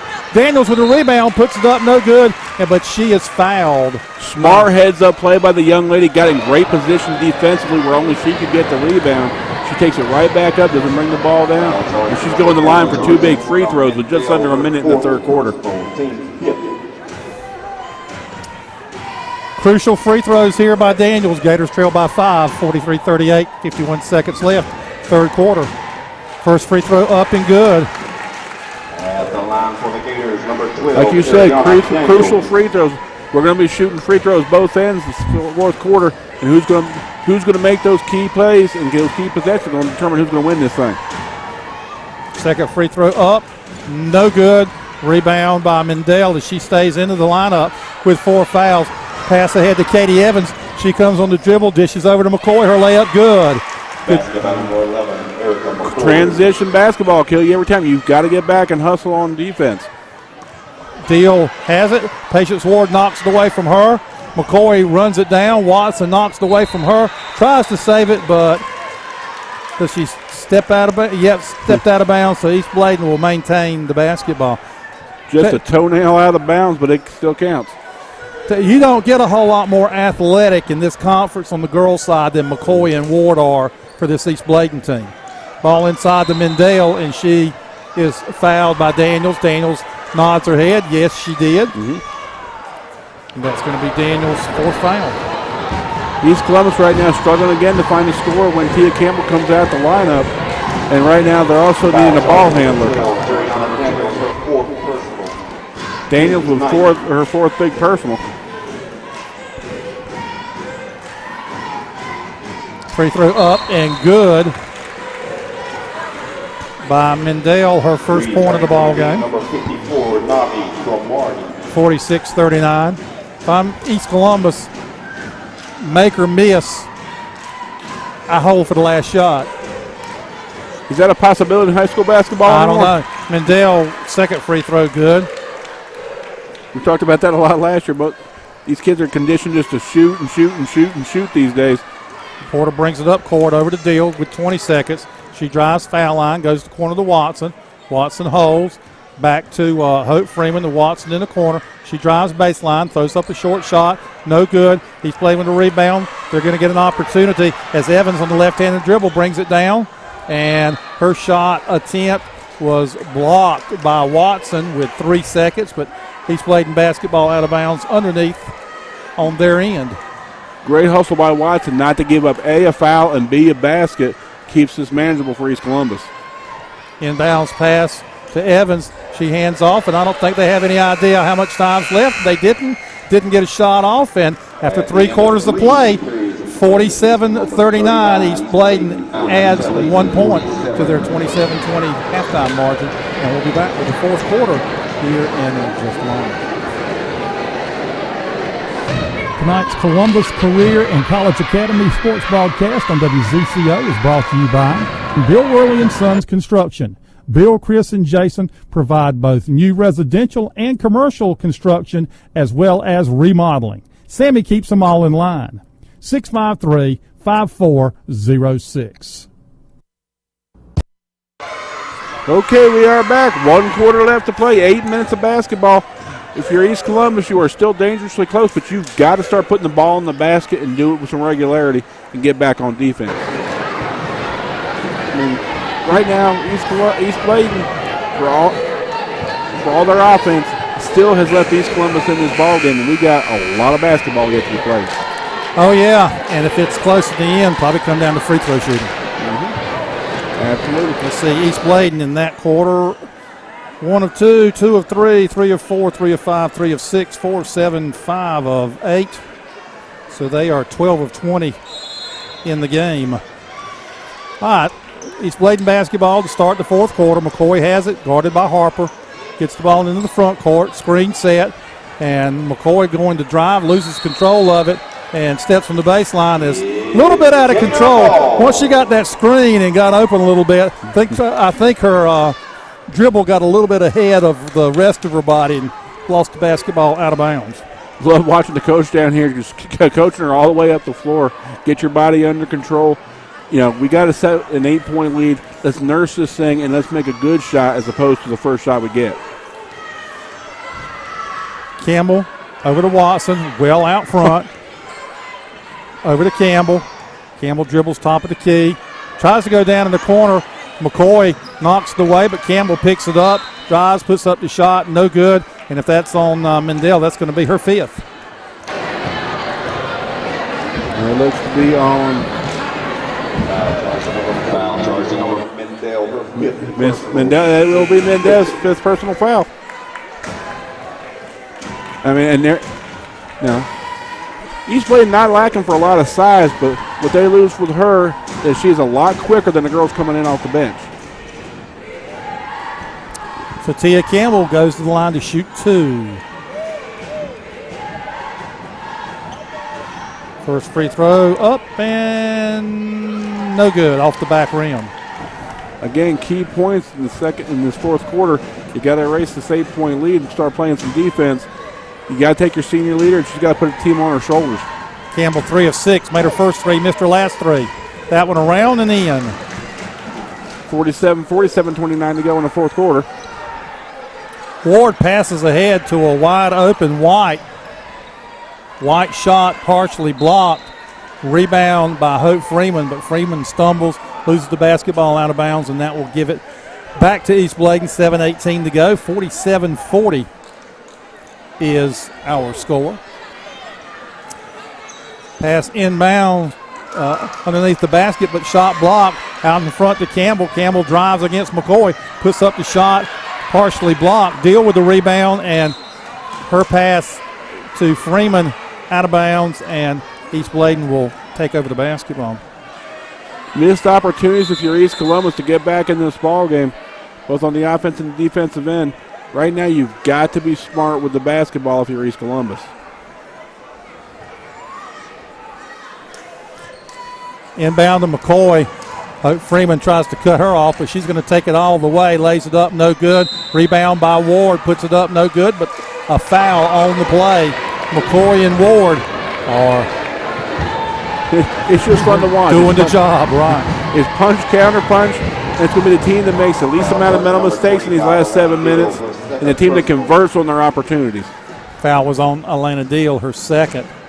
Ward to shoot 2. First free throw by Patience Ward is good. again, time ticking down if you're East Columbus. Each possession is going to be become that much more precious, and you can't afford to give up these points with the clock stopped if you're East Columbus. Second free throw, no good. Fight for the rebound. Harper comes up with it, but her pass, Campbell able to run it down. She drives against Harden, puts up the shot, good! How does Tia Campbell get a hold of that ball both on the defensive end and get control on the offensive end? That's 21 points in the ball game for Campbell. She makes the steal against Harden, coming down on the break. Lays up, good. Stopping on a dime. Tia Campbell with a big bucket. It's now back to a 6-point game.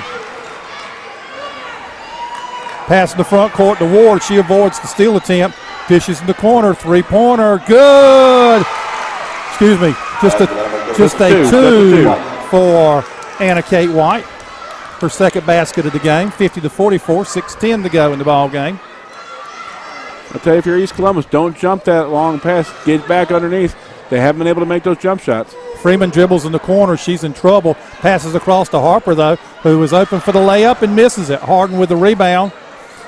Dishes to McCoy. McCoy has a couple of people ahead. Gets the Ward, but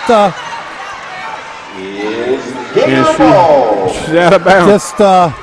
She had two people behind the defense, and instead of setting her feet and making the pass, she tried to pass it off the dribble and threw it in between both of them. Ward could not save it. Smart move by the coach, trying to get another ball handler back in there. These East Bladen Eagles, throwing a couple too many balls out of bounds. And a steal on the inbounds play by the Eagles. Harden has it out front, hands off to McCoy. McCoy on the dribble. Dishes over in the corner, and we've got a timeout, East Bladen. Heads up, timeout by the coach. East Columbus very discombobulated, really not with a girl on the floor, comfortable handling the ball. Smart to get a timeout, maybe get a substitution in there.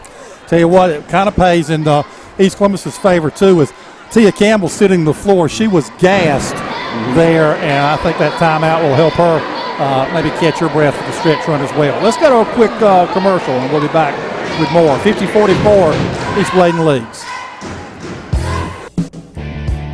Black's Tire and Auto Service has served North and South Carolina for over 85 years. In addition to 29 tire and 10 wheel brands, Black's offers air conditioning, brake, transmission, and exhaust repair. Routine automotive maintenance is also available at any of the 37 Black's North and South Carolina locations. A complete list of locations, products, and services can be found at blackstire.com. In Whiteville, Black's Tire and Auto Services is located at 1615 South Madison Street, 317-0229. Okay, Franklin Davis, Kevin Tillman back to the final 5:37 of the girls' game. East Bladen leading the East Columbus Gators 50-44. Patience Ward gets the inbounds pass, goes up strong, puts up the shot, and no good, but she's fouled in play by Rosalind Harper, and I have that as 4 on Harper. Foul charge number 5, Rosalind Harper. Okay, once again, fouls creeping in on East Columbus and East Bladen, but right now, these are the key points right here. If you're East Bladen, you got to keep making your free throws, keep pushing that lead, and force East Columbus to trail you. 51-44, our score, 5:34 to go in the fourth. Patience is the second, and East Columbus basketball. Once again, man-to-man pressure. And got a little eager on that one. Got with body in, thought she had the interception, and picks up the foul. Number 10. Shardasia Brown with the foul.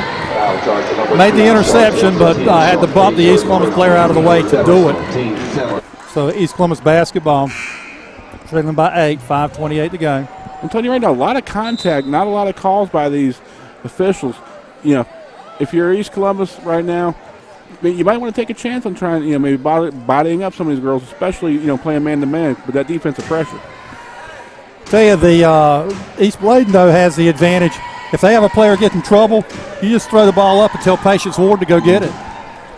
Hope Freeman at the free throw line. First free throw by Freeman is no good, so she will not get the bonus. Harden with the ball in the backcourt. Passes up court to Smith, and Smith had to leap up for the basketball and came down with a toe out of bounds. Tried to walk that tightrope unsuccessfully. Ball goes over to East Columbus. If you're East Columbus, 5 minutes to go with an 8-point deficit, you really got to start converting on each and every one of your opportunities. Campbell to bring it up court. Ward out front, picks her up. Goes to Freeman, right side. She drives baseline. Backs up, throws up a two-pointer, no good. McCoy with the rebound. She's going to drive the distance, puts up the shot, good. Erica McCoy took the rebound and took it the distance, and a quick timeout by Eddie Ravenel. 44-54, 4:56 to go in the ball game. We'll be back with more. Cape Fear Propane serves both commercial and residential customers. Their technicians install propane tanks and gas lines. They check for leaks and convert home appliances to propane. Cape Fear Propane provides an automatic delivery option and payment programs. In Whiteville, Cape Fear Propane is located at 140 Bitmore Road next to Black's Tire corporate office. More details about products and services are available at 642-4137. Okay, we are back. 89.9 WZCO, WZCO.org. Also across the social media platforms of Columbus County Schools. I'd like to thank you for joining us this evening. Kevin Toma, Franklin Davis, Nikki Hobbs, Rod Lake, and the great crew from CCCA Miss A doing a fantastic job here tonight. 4:56 to go, 10-point lead for East Bladen, and we got still a lot of basketball to be played and a lot of free throws to be shot, I do believe. Yes. Can't put it any simpler than that. Right now, it's a team that's going to do the small things right. It's going to do the fundamental things right. It's going to win this ball game. East Bladen going to fall back and not press, and I think right now they're just when they feel threatened, that's when East Bladen goes to the press. Otherwise, they're going to play a just like a 1-2-2 this time down. Watson with the ball out front, still dribbling, guarded by Ward. Picks up her dribble, goes over to Campbell. Campbell drives baseline, puts up a short shot. No good. Battle for the rebound. Harper comes up with it. Follow shot good by Rosalind Harper. Big second chance points for Harper. Right back on the gas pedal is East Bladen. Really looking to push the ball up. But and I'll tell you something. Again, Erica McCoy getting ahead of herself. Really know where to go with that and dribbled the basketball out of bounds. Turnover. Hey, if you're Patty Evers, 54 might be enough to win this ball game if you don't turn the basketball over. Campbell with the ball on the right side again, drives baseline, puts up the outside shot, around, no good. Rebound by Brown. She'll bring it out on the dribble, picks up the dribble, now goes over to Harden. Harden to McCoy. McCoy's got an open lane to the basket, lays it up good as Patience Ward was throwing a nice block. It was a great moving screen. I was just waiting for the opportunity to say it.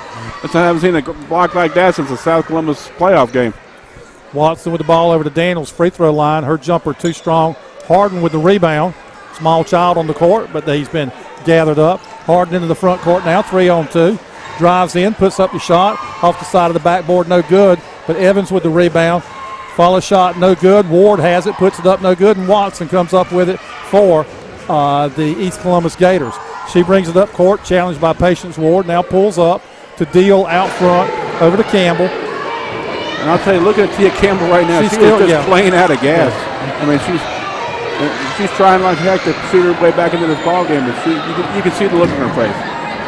Nice dish inside. Oh, Campbell with a drive, dish to Daniels. Daniels shot, did everything but go in, bounced out, and she'll go to the line to shoot two as the foul was on Shardea Brown. I think right now, if you're smart, you use Tia Campbell as a decoy, force the defense to come to her, make it, use that to facilitate your offense and give you open shots.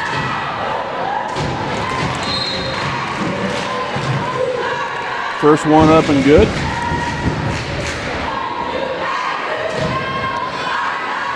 And Daniels cuts it to 56-47. 56-48. Hey, we'll have some comments from East Columbus head coach Marcus Skipper between games prior to the boys' game. Outstanding. Marcus Skipper, always a good one to talk to. Really knowledgeable about basketball in this area. Harden inbounds, does so to McCoy, picked up by Harper, gets it into the front court, spins around up near the midcourt circle, goes over to Evans. Back to Harden. Over to McCoy. Drives baseline. Puts it up. A bounce around and good. Shooters roll and the teardrop goes up and good.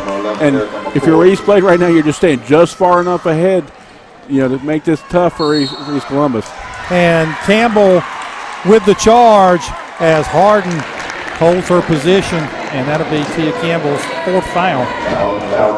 And I'll tell you right now, I don't know if that's so much for Tia Campbell, the mental mistake. I think that's sheer exhaustion. Fatigue, I think, had a whole lot to do with not being able to make the move to get around Harden. Harden inbound, does so to McCoy. McCoy gets by Harper. She's on the run, 3-on-2. You better pick her up. But she dishes off. Good job there by Deal.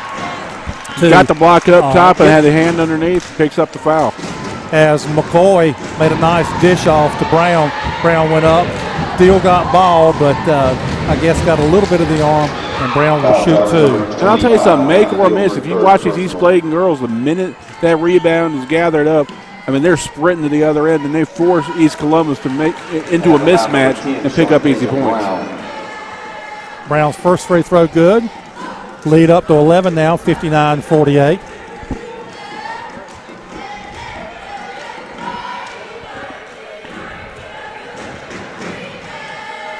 Second free throw, good as well. Gotta love these East Bladen girls with no chink in their armor. Free throws, defense, offense, they're really, really strong ball club. Elena Deal with a nice drive and dish to Ariana Daniels for the basket. And a quick turnover by East Bladen gives the ball right back to East Columbus. Fortunate, too, as Patience Ward was behind the defense going in for the dunk. And if she could dunk that ball, I think the roof would have come off this place. 60-50, 2:29 to go. East Columbus basketball got a final from St. Paul's West Bladen girls. St. Paul's 59, West Bladen 26. Ball inside to Daniels. Nice pump fake. Goes up, puts it in. Daniels with 6 points here in the 4th quarter. 2:20 to go. Running out of possessions if you're East Columbus. McCoy all the way. Lays it up. Good. Once again, make or miss. Those East Bladen girls are sprinting to the other end of the floor, forcing you to pick them up. Otherwise, you're going to give up an easy deuce. Campbell tries to dish it inside to Daniels. I think they were a little bit too close for that pass to make connection. East Bladen, 3-on-1 break to Harden, puts it up, no good.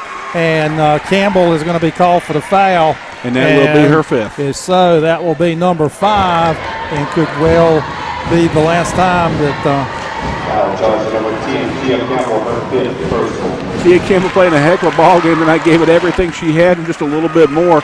And hard not to congratulate that young lady coming off the floor no matter what the score of the ball game tonight.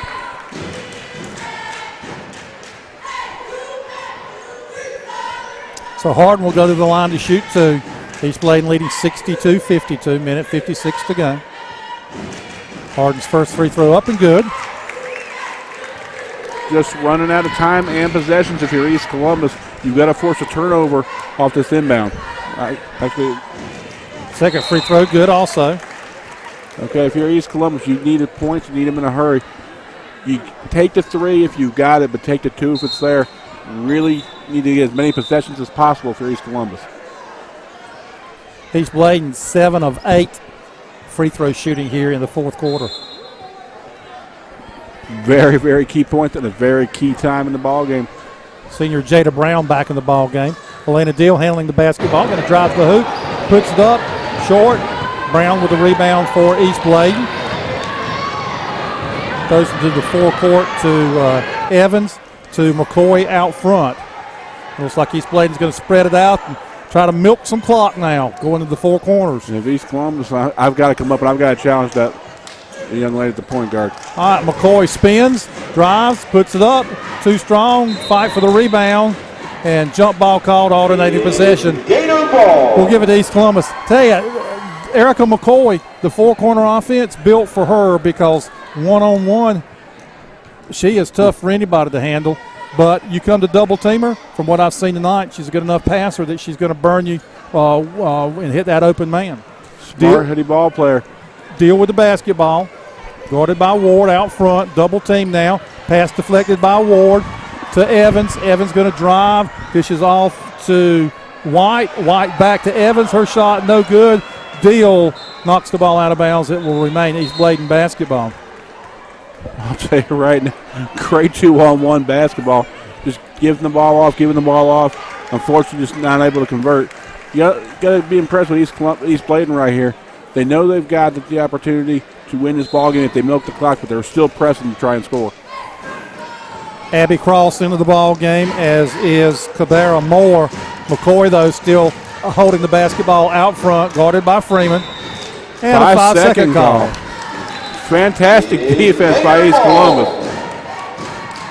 I don't think the official cared for that too much. He's kind of looking at that girl hard, saying, you don't need to go ahead and clap like that. Let's keep the sportsmanship with the last minute to go. 50 seconds. Watson with the basketball. She's going to pull up and take a three. Off the backboard, too strong, no good. And McCoy, surprise, with the rebound, and she'll bring it into the front court. Coach Evers says, hold it up. She goes over to the side to Cross. Cross guarded by Porter. She drives the lane, puts up the shot, no good. Fight for the rebound. Out of bounds will be East Bladen basketball with 28.8 seconds remaining. Unfortunately, East Columbus just don't have the girls to get across to that young lady. It was a fantastic job by McCoy possessing the ball. Inbounds pass to White. She lays it up good. 66, I think, 52. Or maybe 64, 52. 17, 16. Watson drives the lane, puts up the short shot. Looked like she was fouled, but no call. Official said ball deflected out of bounds. Unfortunately, just running out of time for East Columbus. She played a great ball game. He had that 14-point run by East Bladen early in the ball game. Fought back, just couldn't quite seal the deal. McCoy out of the ball game, gets a well-deserved pat on the head from Coach Evers. Inbounds to Watson, loses out of bounds, but it was deflected by East Bladen, down to 7.8 seconds to go. Unfortunately, just run out of time for East Columbus. You had too many opportunities, and they're going to see those missed layups in their sleep tonight. Watson going to shoot a three, short. Rebound, East Bladen. Smith has it with 4, 3, 2, 1, and that's the ball game.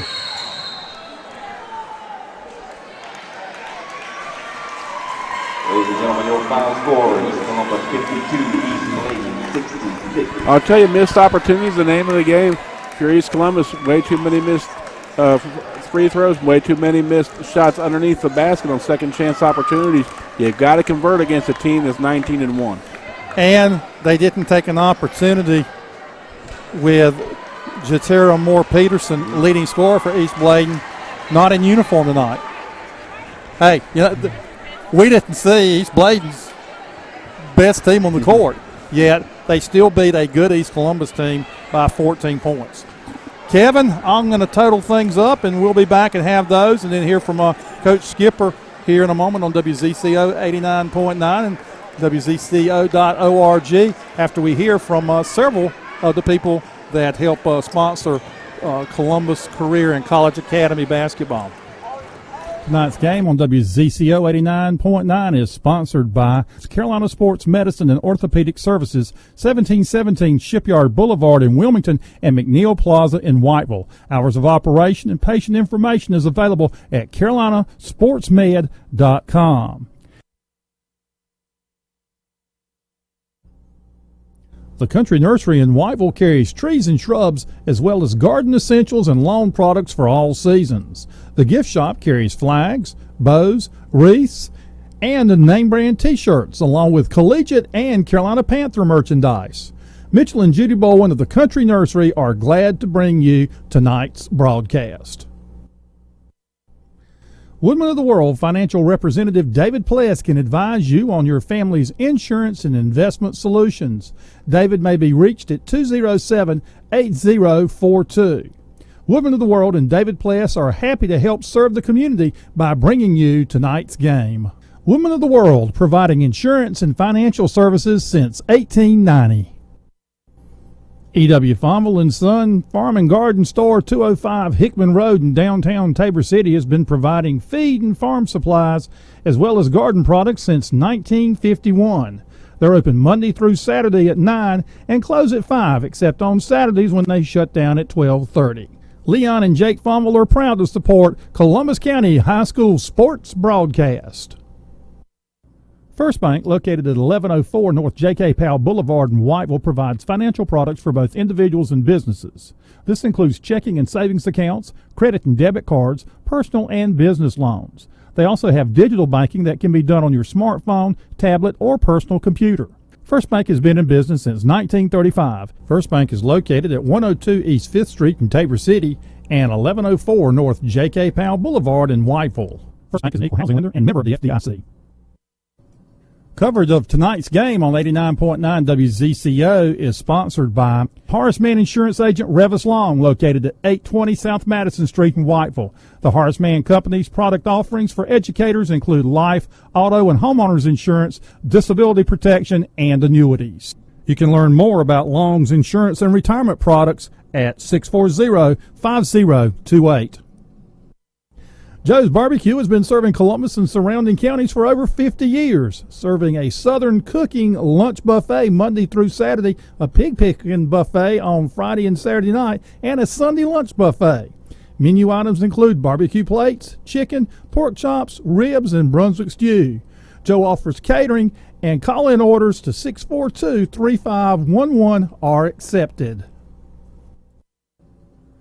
Johnston's is the official class ring and graduation supplies provider for Columbus County Schools. A Johnston's representative will be visiting your school this fall. Johnston's product information is available at Overby office at johnston's.com or 910-675-3886.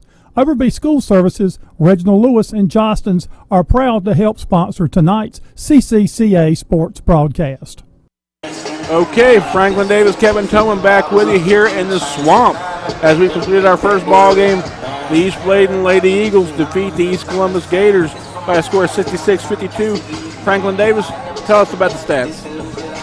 All right, first for East Bladen, Kaylee Smith with 3 points, Anna Kate White with 6 points, Ashley Harden 5 points, Lorna Mendel 2 points, and leading the way for East Bladen, Erica McCoy with 20 points, 15 in the second half, and Patience Ward with 22 points for a total of 66 points. And let's see, let me figure it real quickly. 2 for 2, 3 for 3, 4 for 4, 5 for 5, 6 for 7, 7 for 8, 19 for 28 from the free throw line. Good free throw shooting for East Bladen. For East Columbus, Rosalind Harper with 4, Shaniqua Watson with 9, Hope Freeman 2, Alana Deal 2, Ariana Daniels had 12, and Tia Campbell led all scorers with 23 points. East Columbus, 12, a very respectable 12 of 17 from the free throw line, but Patience Ward, Erica McCoy, that two-pronged attack, athleticism, too much for the Gators. Like you said, I think that's going to be the key for East Columbus is to find somebody to go along with Tia Campbell to really provide, not only spell her, because she was just physically exhausted at the end of that ball game, but to pick up that, not only the ball handling, but the scoring when Tia has to go out of the ball game. McCoy, you saw picked up for East Bladen, really took care of things the last 5 minutes for East Bladen, and really, East Columbus had no answer for her. You are correct. Hey, Kevin, I had an opportunity to talk with East Columbus coach Marcus Skipper. Let's play that now. Okay, East Columbus coach Marcus Skipper from Franklin Davis for tonight's ball game. We're speaking with East Columbus head basketball coach Marcus Skipper before tonight's ball game with the East Bladen Eagles. Coach, it's been somewhat of a difficult year for your East Columbus team, but I think a lot of people recognize the fact that despite maybe not having as many wins as you like, your team has continued to play really hard and compete every time out. What do you attribute that to? Well, first and foremost, I attribute that to my senior leadership. Braylon Daniels and TJ Barr have stuck with us, and they've worked hard in the offseason and really stepped up on the offensive end and kind of set the tone. And then our point guard, Donovan Worley, who's basically the leader on our team, he's done an excellent job of making sure the kids are ready for practice, that they're focused, and that they play hard and understand how hard you have to play in a varsity basketball game to compete. So we're very happy where the kids have come this year. how frustrating is it to be a 1A school, one of 3, in a 10-league team where 14 of your games are against 2A schools, and then, of course, schedule. There aren't that many schools around that are 1A close by that you can schedule non-conference either. So pretty much all year long, you're playing schools that are somewhat larger than you are, and that's significant. Yeah, it's extremely frustrating. We talked about how the deck is stacked against us a little bit, and that we have to play. We try to take it and turn it into a positive, and let people know that we're going to play with a chip on our shoulder. And at the beginning of the year, we talked about competing in every game. So, it is what it is. I wish that it was a little different and we had some more 1A schools to play, or we were in the 1A conference, but, we're stuck out here on the 74 corridor, and we just have to play the teams that we presently have in our league, and we have to step up and, and beat those teams. And I think, the end of this year and next year, I think you'll see great strides, improvement in this program. Typically, night in and night out, what must your team do well to compete and win? We have to limit turnovers. We have to really concentrate on executing. Defensively, I think we have to bring a lot more tenaciousness and intensity on the defensive end. And then, of course, we've got to rebound by committee. We've got to have 5 guys to go to the glass.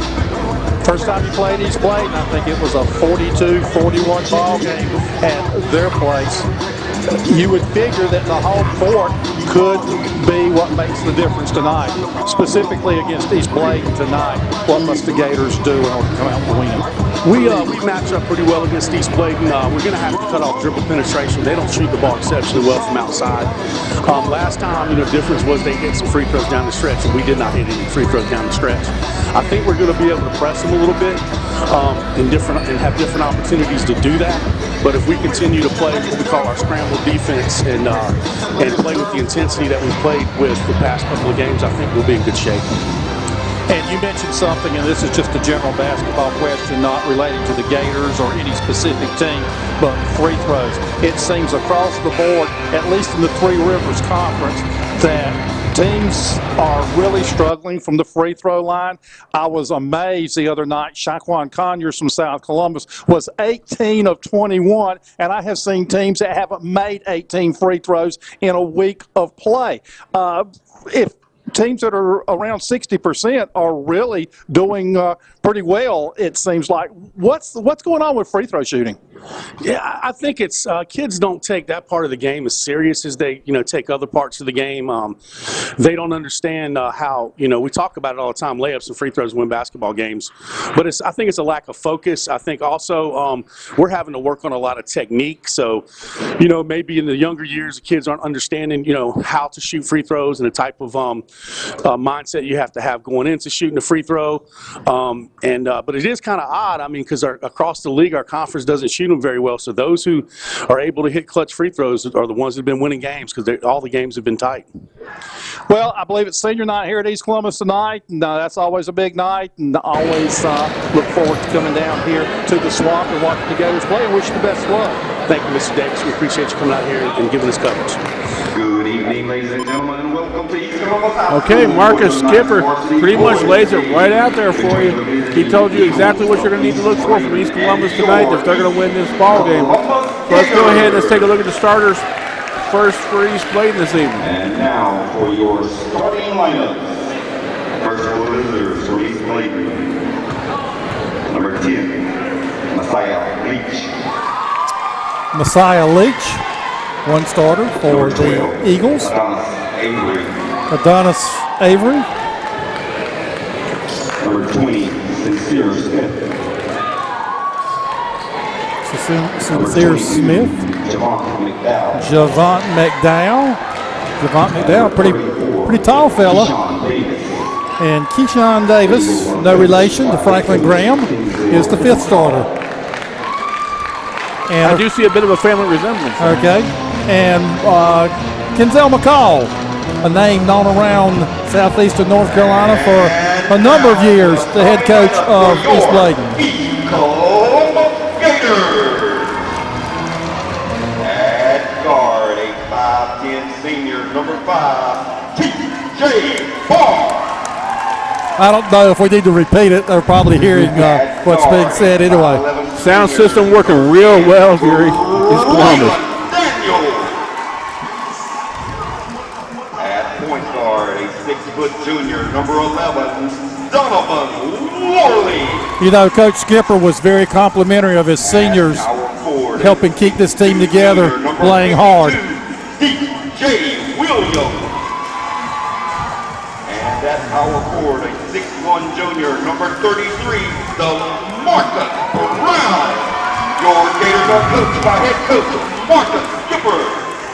Now, I'll tell you, I think Coach Skipper hit it right on the head. They've got to come out with some intensity tonight. We saw them against South Columbus last week. Fantastic ball game, come right down to the end. And if they match the intensity they've had the last couple of ball games, this is a favorable matchup against East Bladen. I saw the EMS people dealing with someone that had a head injury there that was standing near Coach Skipper. So apparently he hit it right on the head. Whoever it is. All right, jump ball. Here we go. McDowell jumping against the Williams. Gators in their home white. Eagles in a dark blue, royal blue. And it's controlled by the Gators. Donovan Worley will have it out front. Worley, a heads-up ball player. To Daniels, to Barr. Ball knocked away, but still on the floor. Eagles come up with it.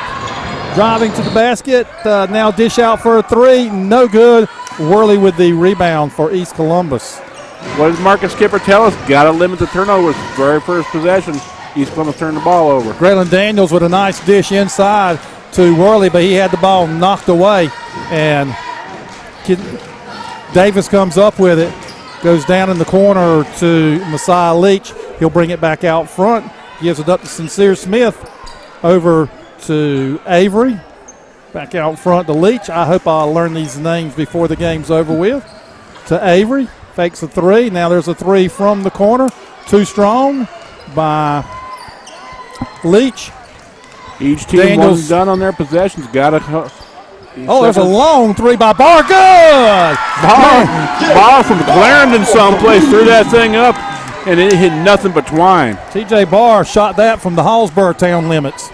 And we are in Lake Waccamaw, folks. All right, number 34. Davis dribbling around, now gets in the corner. Try to dish inside, ball knocked away. Daniels comes up with it, and East Columbus will take over. Donovan Worley going to bring the ball up court, goes over to Barr. He fakes a three, now takes it, and short, follows his own shot.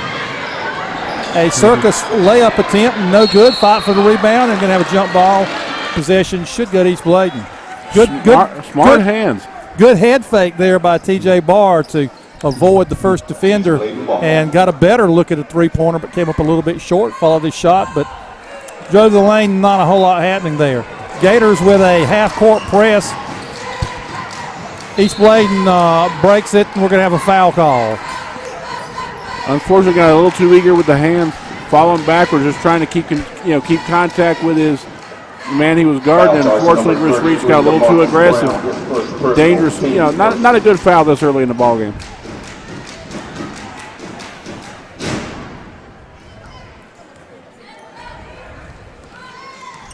All right, basketball is controlled by East Bladen out front, over on the left side. Back out front to Davis. Goes down in the corner to Smith, drives the baseline, blocking foul called. Again, just got a little too eager. Instead of sliding the suit and using the baseline as his friend, he got himself out of position, gave up the hip check and the foul.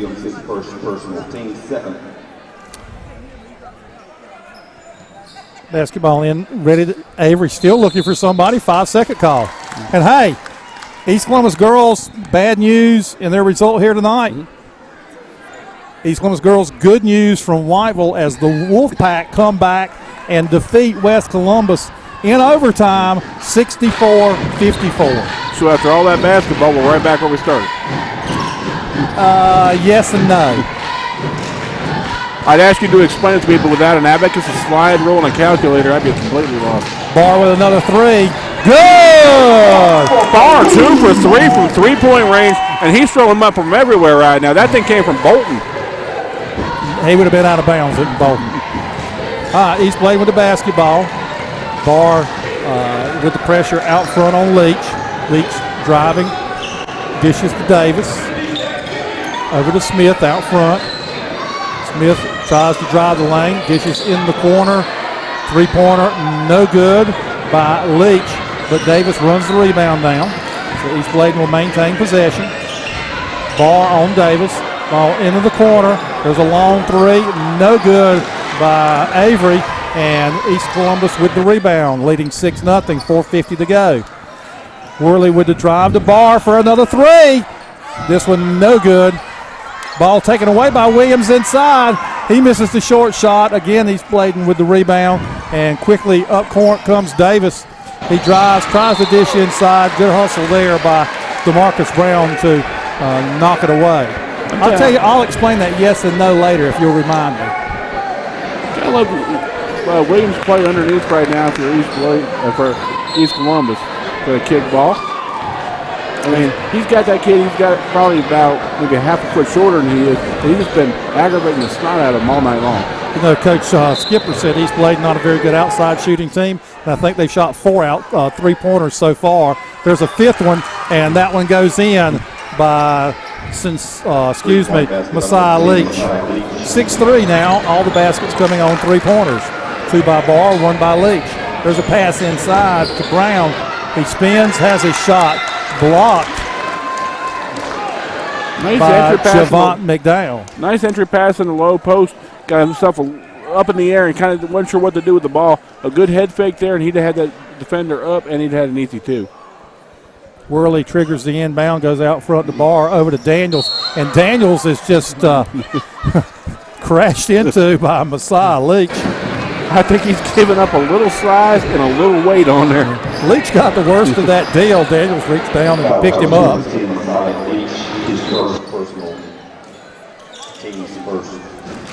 Daniels looking to inbound and finally gets it to Worley, who runs it down in the corner. Worley deceptively quick. You don't think he's that fast for a kid that size, but he can move. Man-to-man defense by East Bladen. Worley still on the dribble into Daniels in the corner. Drives in the lane, puts up the 14-footer. Good. Nice mid-range jumper there by Graylin Daniels. 8-3 Gators lead. 3:40 to go here first quarter. Davis with the ball out front, guarded by Barr. Over to Leach. Leach back to Davis in the corner. He fakes the 3. Still driving, or trying to drive, back out front to Leach. Leach guarded by Barr. Over to Smith. Smith to Avery. Avery out front to Davis. He drives, goes outside to Leach. His 3 no good. Worley with the rebound for the Gators. Good defense that time by the Gators, keeping East Bladen out of the lane. Coach Skipper hit it right in the beginning of the game. Stop the dribble penetration by East Bladen. They're not good outside shooters, and you're going to limit their offense. Daniels with a missed shot. Ball thrown ahead, but out of the reach of Leach. Turnover to East Columbus. Barr has it, fakes a 3, and throws up one from, I think he may have been in the Whiteville zip code on that one. No good. Gators get the rebound, get a second shot. No good. Ball tipped outside. Daniels has it, knocked out of bounds, and Gators maintain possession. 8-3 Gators lead, 2:43 to go here in the first quarter, and Alteric Simpson makes his first appearance. I'll tell you right now, Barr hasn't had a shot he doesn't like. And I'll tell you right now, get out your Atlas, friends, because he's going to throw it up from everywhere tonight. If he reaches Sarah Gorder, we'll really have a story. Worley with the ball out front. Over to Daniels. Worley cuts through, doesn't get the pass. Daniels drives, baseline, puts it up good. Set the quick first step off to the left side, got the corner, gets the easy deuce. 10-3, Gators lead. Davis brings the ball up court, picked up by Burney. Over to Avery. Avery goes out front to Davis. Davis over to Leach. Leach's 3, no good. Battle for the rebound. McDowell comes up with a rebound, but loses his balance, goes to the floor, and that's traveling. Trey Brown will come in now. Brown, of course, the hero of the South Columbus win. The East Columbus win over South Columbus. Fantastic ball game last week. You can still see that one on YouTube if you take a look at it. Brown to Worley. Again, man-to-man for East Bladen. Worley over to Simpson. Dribbling out front. Under 2 minutes to play, first quarter. Simpson with the drive down the lane. Throws it up and good! Smart play with that zone defense they were playing. The hole was right there in the middle. He took it to the rack for 2. Leak with the dribble. Over to Avery. Avery out front, guarded by Brown. Goes in the corner to Smith. His 3 is good. Sincere Smith with a 3. Cuts it 12-6. Once again, East Bladen throwing up a prayer, getting it answered this time. They have 2 threes right now, but nothing else on offense. Nice cut to the basket there and by Brown, but does not handle the pass from Daniels. Turnover. East Bladen has it out front now. Davis has it. Davis started to throw the ball under the basket, I think, to Smith, and someone cut into the passing lane, drug the pivot foot before he could redirect his pass or redirect his momentum. Sounded good in theory, got a little ahead of himself, and the mental mistake cost the Eagles the basketball. All right, Worley on the walk into the front court. 1-4 set for the Gators. Worley going to take it all the way. Has contact, puts it up. Foul before the shot. The Gator basketball out of bounds. Let's see who the foul's on. Number 30. Well, I'm going to tell you right now, this is the key to the ball game right now. East Columbus is getting to the rack. They're taking over the paint, and they're really camping out in there, and they're making good opportunities and making their shots. Oh, my goodness. They're calling that a shooting foul. An NBA-style continuation by this officiating crew. Conversely, if you're East Bladen on the offensive end, you still haven't sniffed the paint. Worley hits the first one. Yeah, 6 points on 2 threes. Second free throw by Worley, short. Rebound by Smith, and he'll bring it into the front court on his own dribble. Drives to the basket, loses out of bounds, but there's a foul going to be called. Got hands on shooter as he come in. Foul on Graylin Daniels, his first. In the basketball I watched, Smith didn't deserve to get a foul in because he went 1-on-3. Absolutely. You deserve to get hammered some if you go 1-on-3. Inbounds pass under the basket to Smith. His shot no good. Gets his own rebound. Goes up again. Misses. Goes up again. And this time he is tied up by Donovan Worley. Heady play by Worley. And Big man brought that ball down, from amongst the trees down where everybody can get a hold of it. He came from the backside and picked his pocket. Smith certainly worked on his offensive rebounding stats on that possession as he had 3. But no basket. Simpson drives, pulls up at the foul line, now brings it back out front to Trey Brown. Brown to Bernie. Bernie to Daniels. Daniels fakes, goes baseline, puts it up, no good, but he's fouled. I tell you, Daniels got a quick first step, and East Bladen's having a hard time keeping him from getting to the rim. Quick first step, threaded the needle between 2 defenders, gets to the rack, and he's going to go to the line. Once again, East Columbus in the paint. Byron Bowen picking up his second foul. Graylin Daniels with 4 points, and still has 4 points as he misses the first free throw. 13-6, Gators lead, 25.7 seconds to go here in the first quarter of play.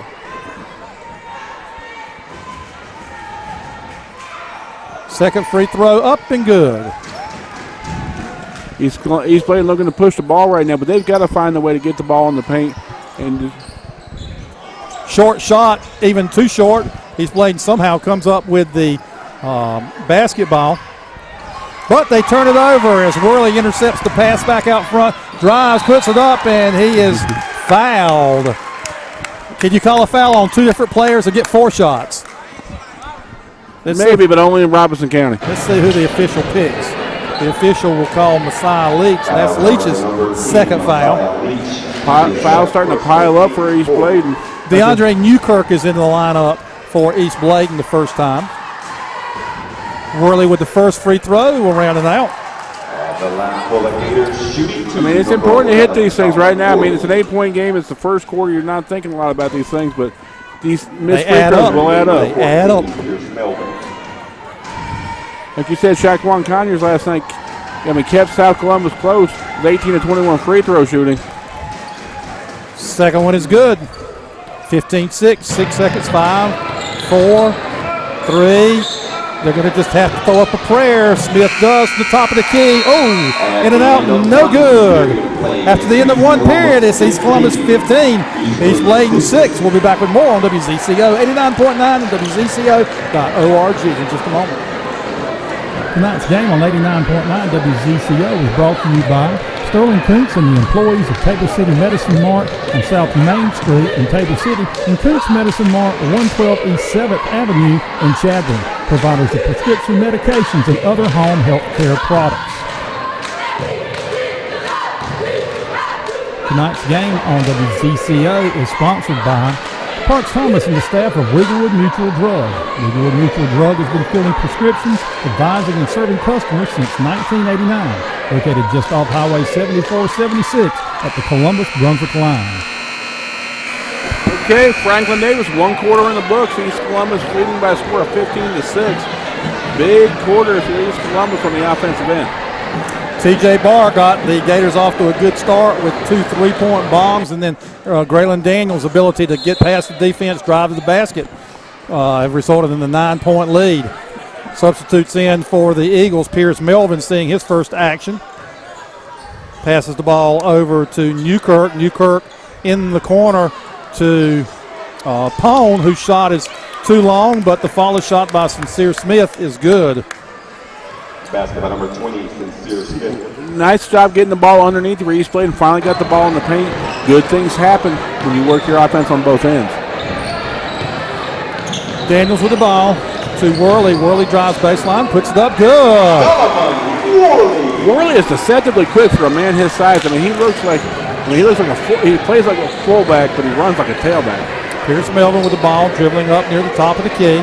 Goes over to Newkirk. Newkirk to Pone. His shot, no good, out of bounds, and it will remain East Bladen basketball. East Bladen doing a lot better job this first part of this second quarter getting the ball in the paint. And unfortunately, if you're Coach Skipper, we talked about this, if you're East Columbus, you can't give up that dribble penetration. That's exactly what's happening. Melvin dribbling the basketball. He's double teamed now triple teamed. And eventually the ball knocked away by Daniels, but last touch by Melvin, and it will be Gator basketball. East Columbus being rewarded for playing quality defense right there. Good hands, and good the position. Eagles are going to press full court for the first time. Worley gets it inside to Daniels. Daniels back to Worley, and Worley's going to beat the press and take it all the way to the rim. Puts up the shot, no good, but he's fouled. Worley's smart decision there. Had the corner on the defender that he was guarding him, and the two were coming in from the side. Weren't going to get there. Smartly took the ball to the rack and go to the line. Foul charge to number 14, Pierce Melvin, his first personal, team fifth.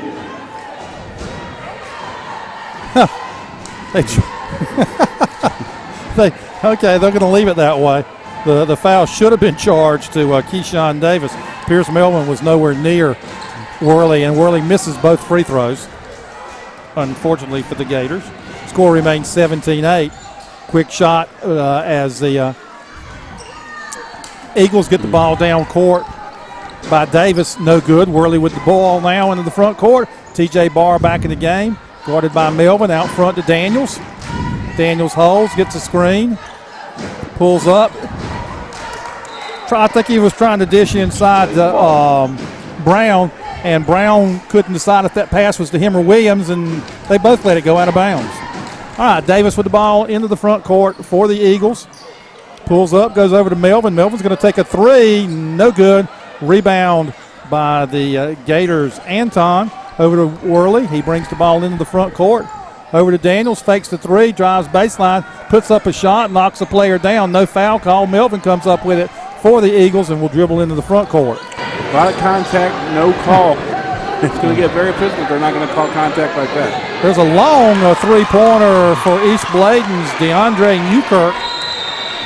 And that right now is a smart 30-second timeout if you're Coach Skipper, but that's the reward if you're East Bladen for being able to get the ball inside. Those jump shooters are starting to come open, and that was a nice three-point shot. Hey, quickly, we talked about how the two losses tonight were not equal, in my opinion. You expect East Bladen to win. Correct. So East Columbus didn't if you're an outsider, you don't come in with the expectation of East Columbus necessarily winning. Whiteville, West Columbus, 50-50. You think that the Vikings have an excellent opportunity to get a win at Whiteville and increase that lead with the two Red Springs in the East Columbus game next week. They blow a 13-point halftime lead and lose in the overtime, so that's why I don't think the two losses are necessarily equal each other out. The West Columbus loss much more damaging than the East Columbus loss is tonight in girls basketball. As you said, only one playoff spot likely in that 1A bracket. T.J. Barr drives the middle, tries to dish underneath to Anton. Ball knocked out of bounds by East Bladen. 5:32 on the clock here in the second quarter of play. And the Gator basketball. Worley to trigger the inbound play. Does so to Barr. Steps back, takes a three. Boom, good. Barr with 3 threes in the first half, and I'll tell you, that boy has not been a shot he hasn't liked. All right, East Bladen with the ball. Davis with it. Top of the key. Over to Newkirk in the corner for a three for East Bladen by Avery. No good. Smith with an attempt. No good. Another follow shot. No good, but a foul on the play, and East Bladen will go to the free throw line. I believe it'll be Bowling. A lot of people jumping up for basketballs, but nobody boxing out. The East Columbus gave up way too many opportunities to East Bladen, and East Bladen being rewarded for being persistent and going toward the basketball. Bowling with two shots. First one up, front rim, back rim, and falls in. At the line, number 30, Byron Bowen. That's the first free throw for East Bladen. 2012 Gators lead. Again, East Bladen being rewarded for playing that inside-out game. Those shooters starting to come open a lot more than they did in the first quarter. Bernie takes the inbounds pass, gives it back to Worley. Looks like Worley wants to give it to Bernie and go on the wing. So Tyree Bernie going to run the offense out front, starts to drive, goes to Worley. Worley back out front to Bernie, who drives, puts up the shot off the glass, good! East Bladen defender tried to draw the charge, fell a little bit early. Officials thought there was no contact, and he gets a nice bucket. Newkirk with the drive, partially blocked by DeMarcus Brown. Ball batted around out of bounds. East Bladen basketball. I mistakenly called DeMarcus Brown Anton earlier. I apologize to any of his relatives listening in. Ball inbound from Avery to Smith under the basket, again knocked out of bounds. East Columbus really attacking the passing lane. They're getting a hand in there, and there's no easy pass if you're East Bladen right now. Again, an attempt to get it inside, and Bowen does get it, puts it up, no good. Smith with the rebound, puts it up, no good, but he's fouled. Again, East Columbus just not boxing out. They're going up, trying to jump up and try and grab blocks and just grab the ball out the air instead of getting a good position, boxing out and with your body creating space for you to get the rebound. DJ Williams with the foul, his second. Free throw by Smith, around and out. At the line, number 20. I mean, right now, we talked about it in the first ball game, these free throws, you've got to take these opportunities when they arise to get yourself back in the ball game. East Bladen, time to close this gap with time not moving on the clock. You got to take advantage of these opportunities. 22-13, 4:33 to go here in the second quarter. Javont McDowell back in the ball game for Bowen. Smith ready for his second free throw.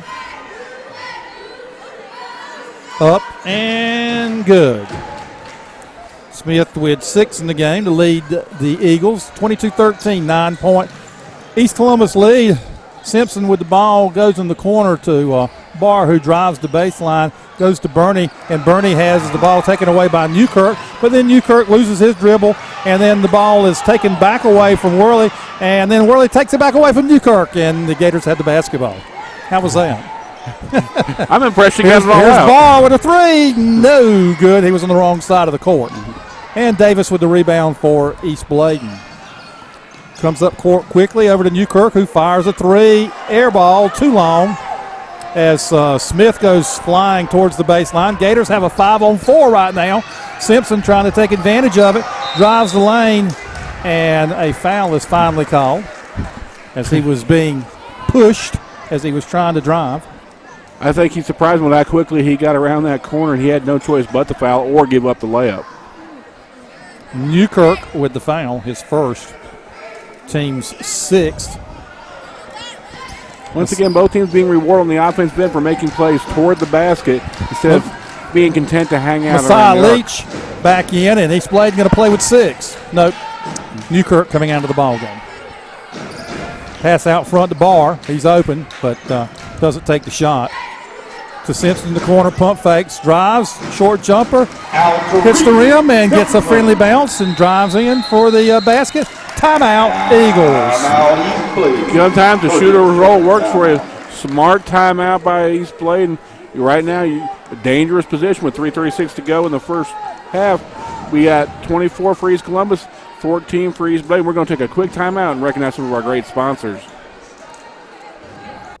The Southern Sizzler Family Restaurant in Whiteville is open Tuesday through Friday, 11 until 9, Saturday and Sunday, 10:30 until 9. A lunch and dinner buffet is served daily. Seafood is on the buffet Friday and Saturday nights. Menu items include burgers, steaks, and chicken.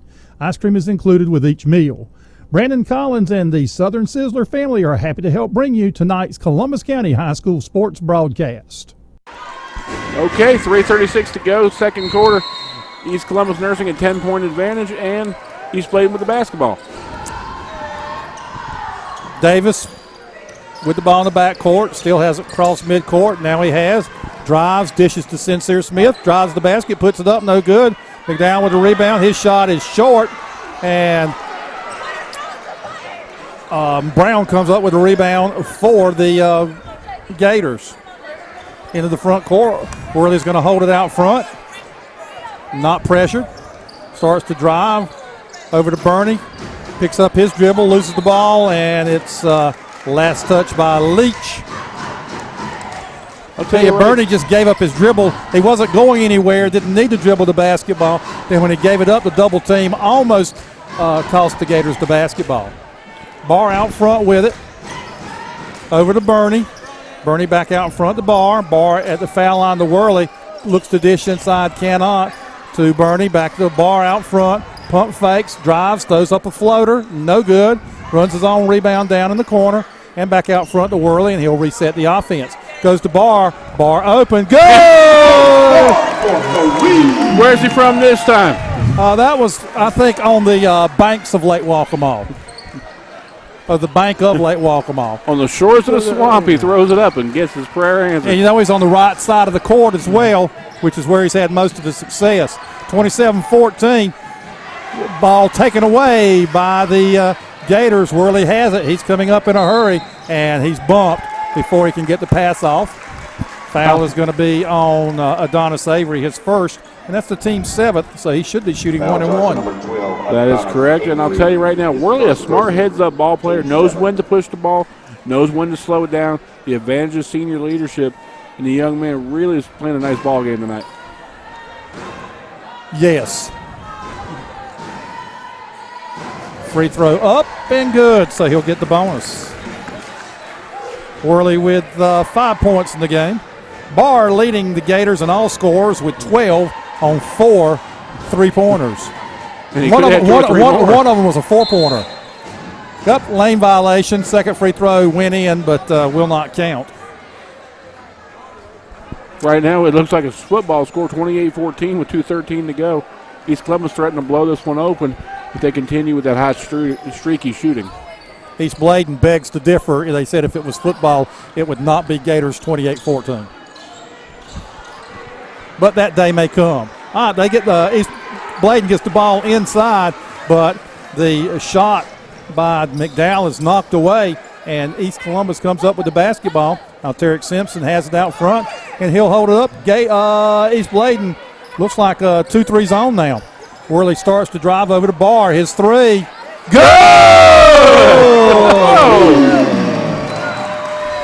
And he made that one from this side. That was over there near the county line, I believe. Could be from Regalwood at this point. Davis with the ball down in the corner to Avery. Avery guarded by Barr. 5-second count.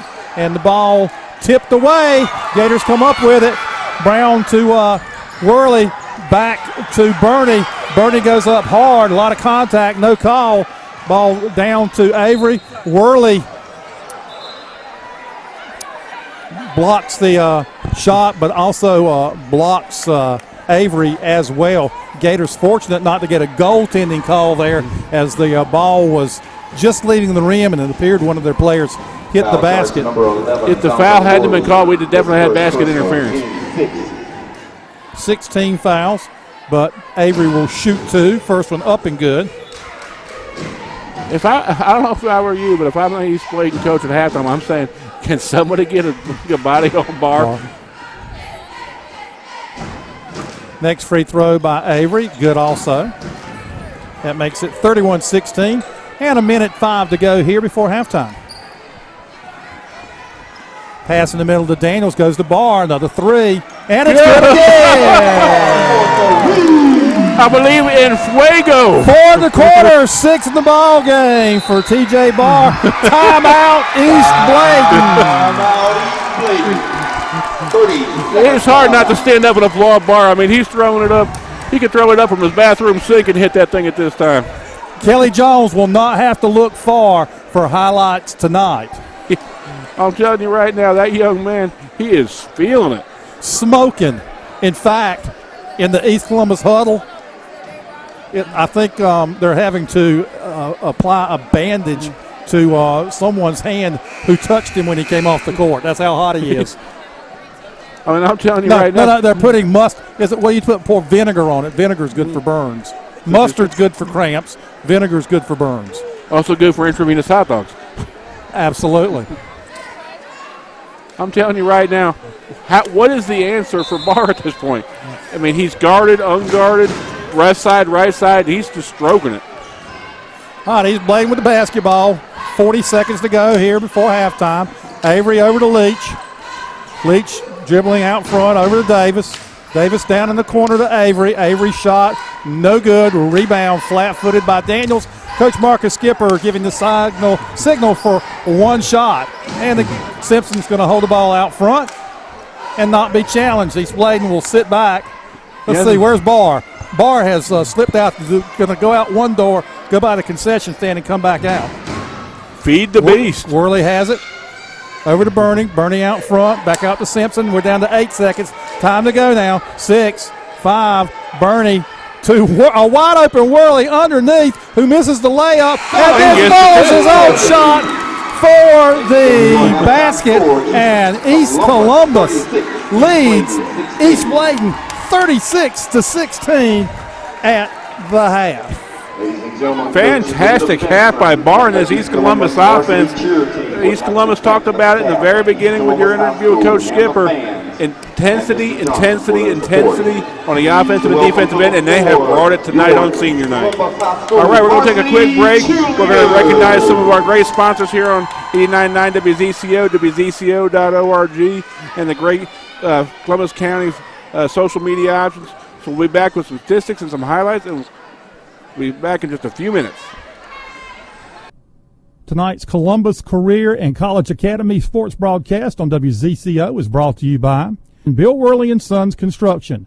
Bill, Chris, and Jason provide both new residential and commercial construction as well as remodeling. Sammy keeps them all in line. 653-5406. Black's Tire and Auto Service has served North and South Carolina for over 85 years. In addition to 29 tire and 10 wheel brands, Black's offers air conditioning, brake, transmission, and exhaust repair. Routine automotive maintenance is also available at any of the 37 Black's North and South Carolina locations. A complete list of locations, products, and services can be found at blackstire.com. In Whiteville, Black's Tire and Auto Services is located at 1615 South Madison Street, 317-0229.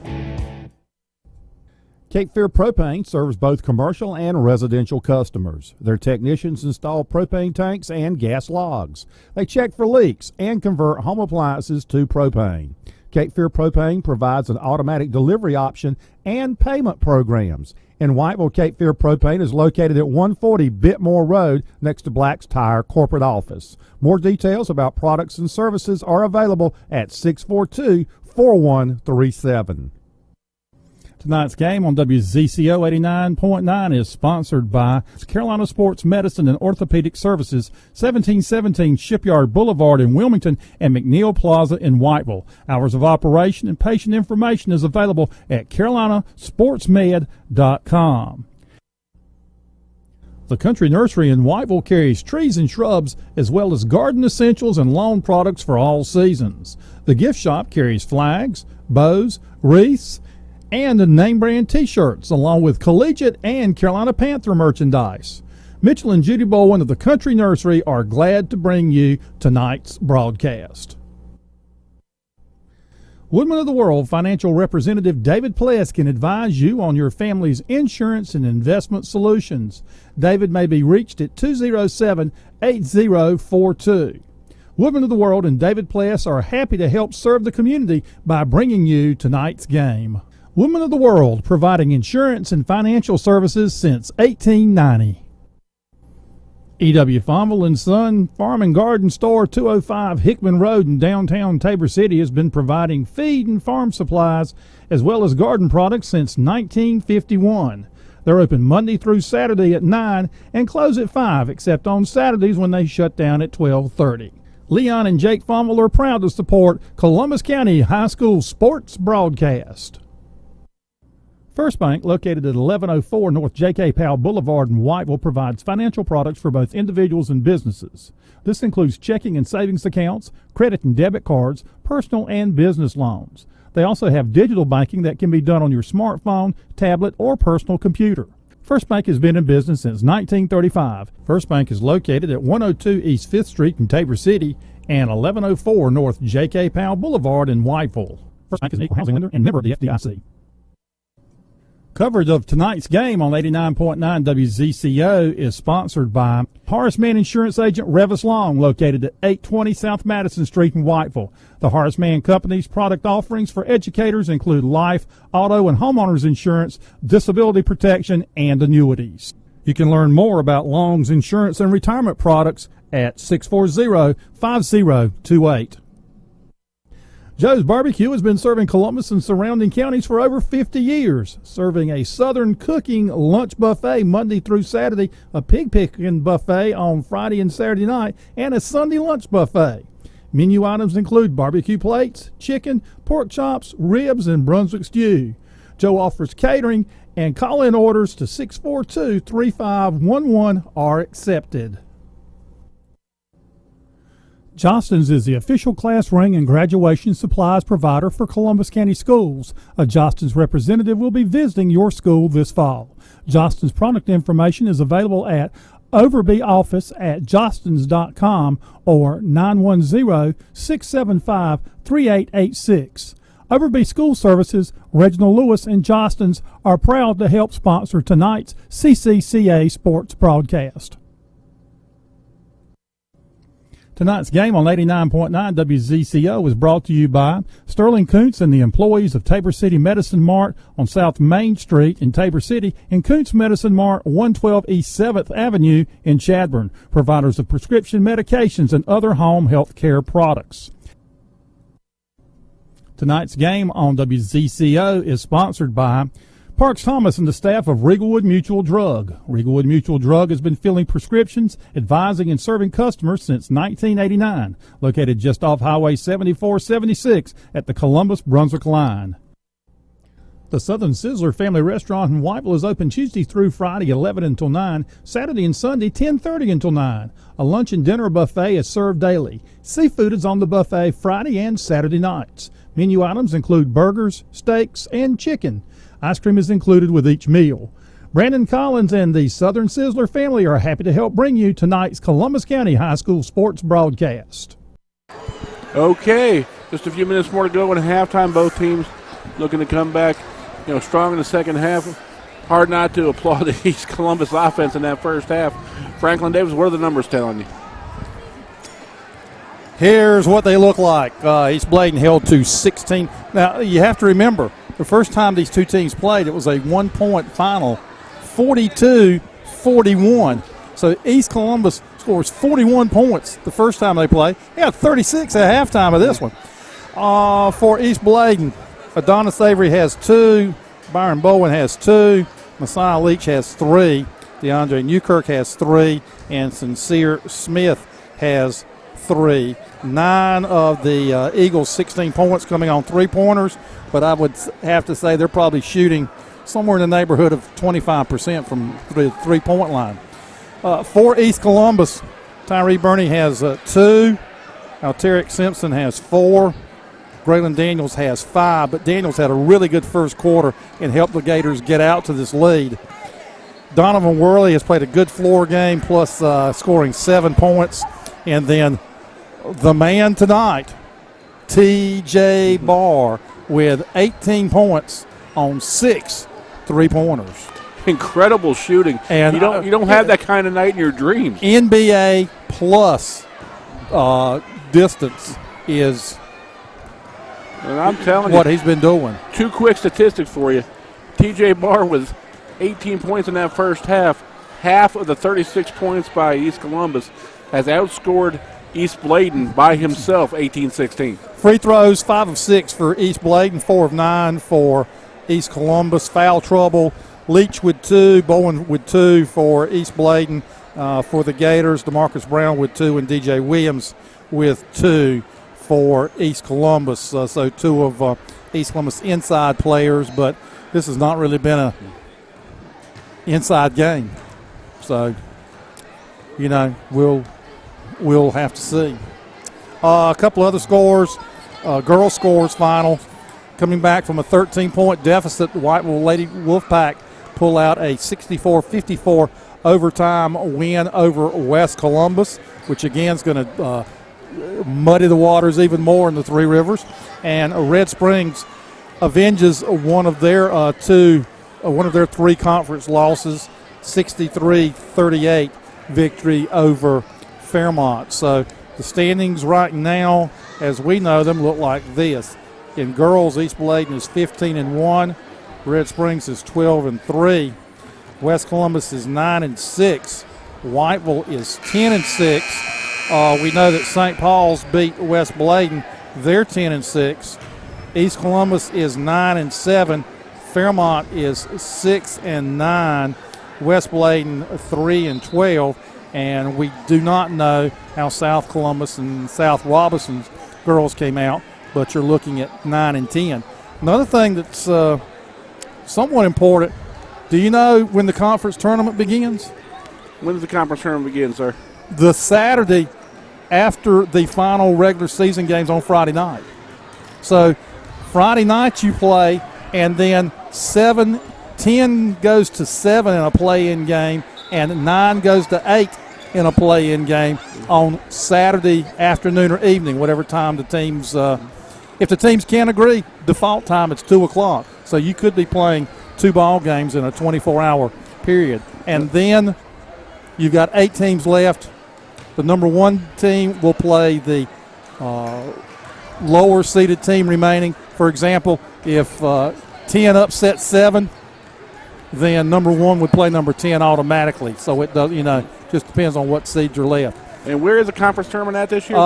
It's okay. So that Saturday would be home of the higher seed. Monday and Tuesday, home of the higher seed, and then Wednesday, Thursday, and Friday, your semifinals and finals are at East Bladen. Outstanding. Here's the deal: you've got a lot of teams, a lot of hopes, but not a lot of playoff spots left. I mean, we talked about that 1A only probably getting 1 playoff team. Yeah, and that's a shame because I think this year I definitely believe whichever of the East or West Columbus that ends up getting left out is deserving of being in the playoffs. So, but that's life in this 1A, 2A split, where if you don't finish in the top 3, you don't beyond the number 1 team. You get no respect whatsoever and almost no consideration whatsoever as far as making the playoffs. So, and it's just really a tough road for South Robinson, East Columbus, West Columbus, not only in basketball, but it's going to be it's going to be even more so in football, because you don't even get your number 1 seed, Kevin, if your record's not 500 or better overall. That is correct. And folks, think about that from a football standpoint. What South Robinson was 3-7 or something like that. 3-6 in conference play and 3-8 overall. Ended up with a number 1 seed because they were the top 1A team. They would have been a wild card, and I kind of understand how that works. But also, when you force a team to play so many teams that are higher and have more students than you, a higher classification. Okay, we got about a minute before we start the second half. Can you run us through the schedule for next week? I mean, let's look ahead a little bit. What are your key ball games next week, boys and girls? Okay, let's see here. On Tuesday, of course, Red Springs at West Columbus. Big game for both boys and girls from a seeding standpoint. Whiteville's at St. Paul's. Those Whiteville and St. Paul's both 10-6 now with girls. Winner of that. Who else has St. Paul's got left? St. Paul's has to go to Red Springs on Friday. I think Whiteville victory in that ball game could just about assure Whiteville of at least a third-place finish in conference play and put their girls in the playoffs. Unfortunately, East Columbus boys have to go to Fairmont. I would say, unfortunately, if anybody's boys have to go to Fairmont, they're going to be hard to handle. So back-to-back, Red Springs at West Columbus on Tuesday, and then West Columbus at Red Springs on Wednesday. So they'll know each other very well. West Columbus last week played West Bladen back-to-back, swept all 4 of those games. I would be surprised if the Vikings swept 4 against Red Springs. Then, of course, the rivalry, South Columbus at Whiteville next Friday. Very well, the only team that could be playing for a playoff spot at that point could be the Whiteville girls, very likely. And then East Columbus at West Columbus, we're thinking the girls' game is going to be a pretty big deal in that. And I believe that's where CCCA will be. Yes, sir. Friday next week we'll be over on the campus of West Columbus High School. Want to wish Jeff Green a speedy recovery. Had some stuff done this week, but looking forward to next week. West against East, big ball game down there in Cerro Gordo. All right, Gators basketball here to start the third quarter. Worley has it to Barr. Barr pulls up, takes a 3, and is no good, and almost fouls, but does not. Adonis Avery with the rebound. Barr figured, why not? Everything else is wrong. They should have just left him out at halftime, just let him keep shooting. Davis drives, dishes outside, three-pointer by Smith, good. Sincere Smith with a 3, and that gives him 9 in the ball game, and cuts it to 36-19.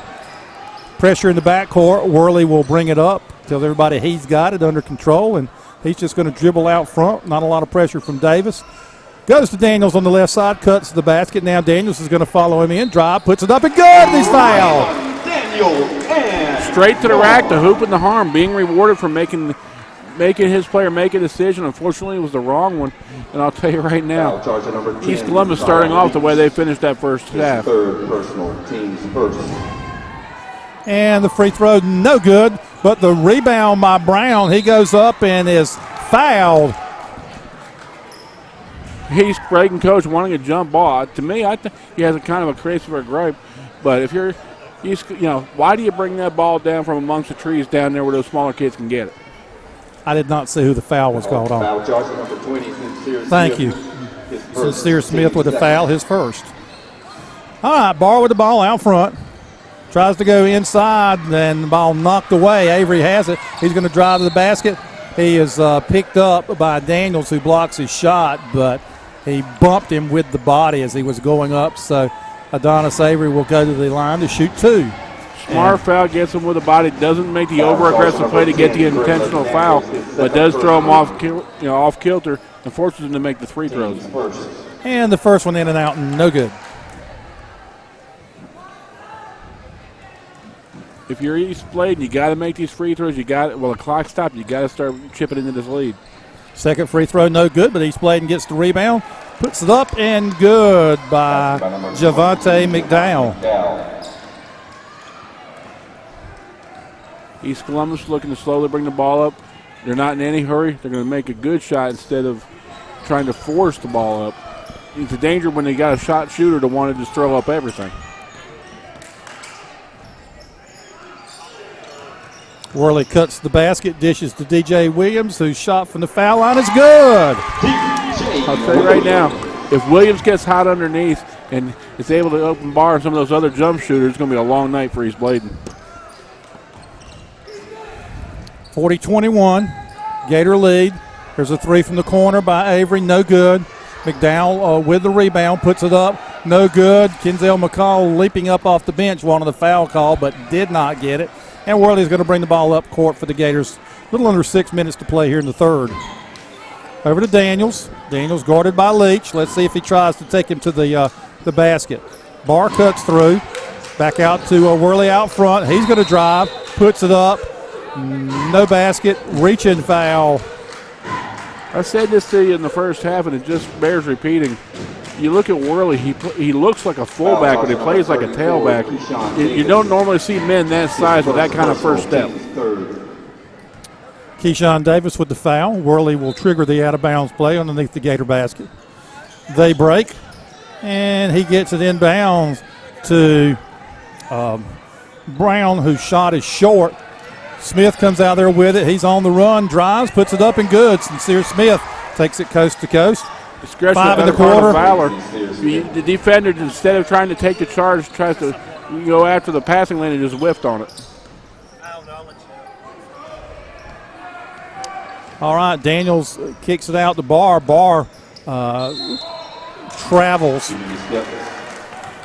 Barr faked the three-pointer, got the defender up in the air, drove the baseline, but someone switched off on him, and he traveled with the basketball before he could get a shot up. I think everybody's going to go for his ball fake now on that three. Leach spins in the lane, puts up a running one-hander, no good. Rebound, no good. Brown with the DeMarcus Brown with the rebound for East Columbus, and Worley will bring it up court. Right now, East Columbus very content to walk the ball to the floor, 17-point lead, not in a hurry to do anything crazy, running their offense. Daniels with the ball on the baseline to Worley. Shot by Williams short. Worley has the rebound, puts it up, no good, gets his own rebound, tries to put it up, throws it up, no good, and now a foul's called. I'm telling you right now, Worley, a tough kid in amongst the trees. They had that big, tall center for East Bladen in to get 2 and 3 rebounds, and he muscled that ball up to get that thing up for a 2-point free throw. Free throw by Worley, up and good. He'll get another. Worley now with 8 points in the ball game. 41-20, 40. Second free throw up and good as well. Get a substitution in for East Bladen. 42-23. Number 32, DeAndre Newkirk into the game. Davis out for East Bladen. Simpson in and Brown out. DeMarcus Brown out for the Gators. And Tyree Burney in as well for East Columbus. Gators going to put some pressure on in the backcourt. Avery gets the ball over to Leach, gets it back to Avery in the forecourt. He drives, puts up the shot from the baseline, and it's good. Nice job off the corner. Took the ball to the rack, forced East Columbus defender to make a decision. Made the wrong one, and it's an easy bucket. Simpson has it over to Burney. Out front to Worley. Gators in no hurry, leading by 17. Worley now pressured some by Newkirk. He's going to drive, turns, puts up the short shot, and it is short. McDowell with a rebound. Tries to pass ahead, and it's picked off by Burney. Burney over to Daniels. Shot from the baseline, and no good. Daniels runs down his own rebound. Good job of following his shot by Graylin Daniels. He's dribbling the ball out front. Goes to Williams. They go for the steal, missing, and DJ Williams is able to go to the rim for the layup.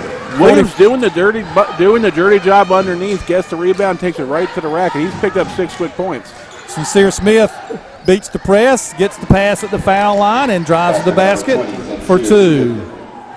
Quick 7 in the quarter, 13 in the game for Sincere Smith, 3:16 to go. Third quarter, 44-27.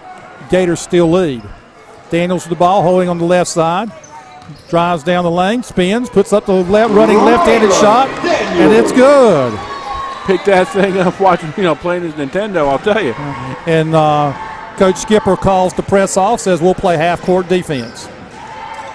Leach over to Avery. Avery lines it up and hits the three. Adonis Avery.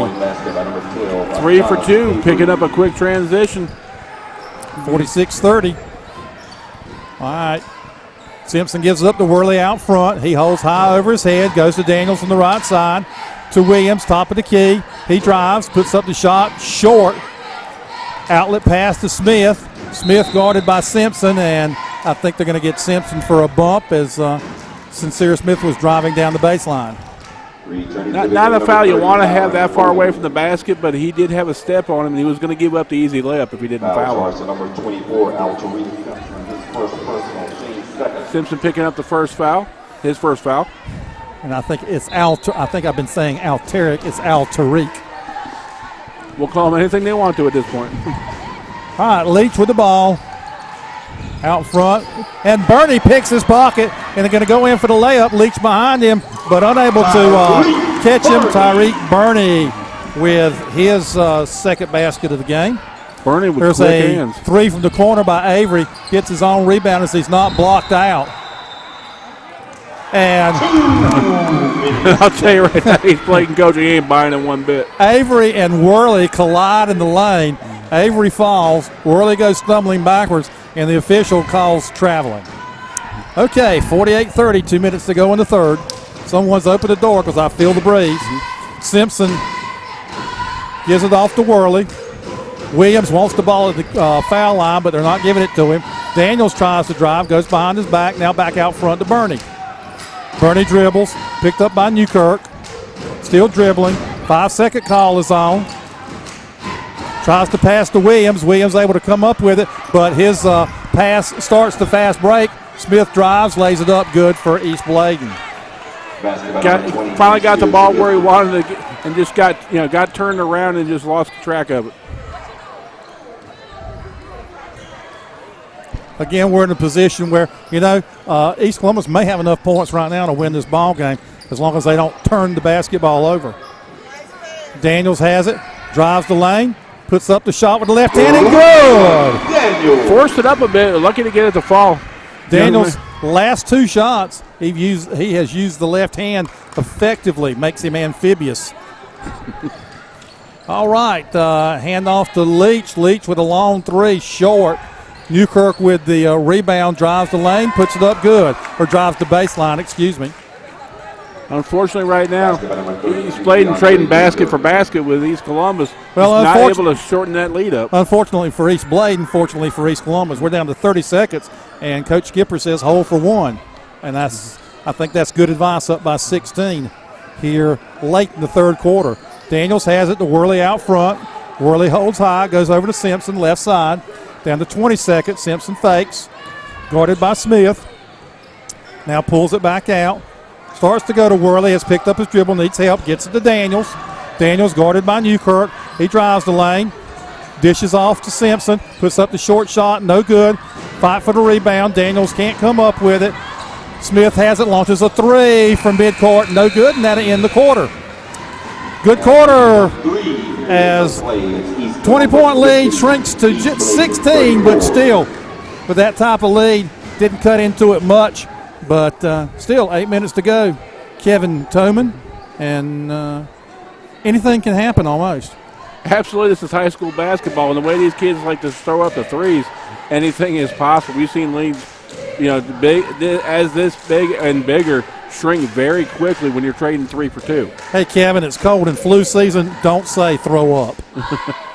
Having just got off the flu, I was hoping you'd let that one go by. And I'll tell you right now, if Jeremiah Johnson's listening, can y'all please shut the front door? I'm starting to catch another chill. But I'll tell you right now, 1 quarter left to go in the books. And if you're East Bladen, you got to start making some shots right now. You said it very correctly. I think East Columbus might have enough points right now to win this ball game. East Bladen not only has to make some shots, they got to get some stops too. And I think as you see the game go along, as East Bladen has the basketball, Newkirk drives into the lane, dishes out for a long three by Avery, and there's a basket. by Avery, a long three. I'm telling you right now, must be something about that side of the floor because that's where all the threes are coming from tonight. Simpson coming in a hurry, almost loses his dribble, gets double teamed to Daniels for a three, and it's no good. Sincere Smith goes high for the rebound. He's in a hurry, coming into the front court, drives, puts up the shot, no good, and there's going to be a foul called on the play. I'm telling you right now, we just talked about this. This is already a 13-point game. It's going to be possibly 12 or 11 by the time we finish this possession. If you're East Columbus, you cannot be content to sit on the ball and not run your offense and not make good quality trips down the floor. I want to point out good sportsmanship shown there by Graylin Daniels as on the foul, Smith hit the padding at the wall underneath the basket. And Daniels was quick to go over there and offer him a hand, help him up.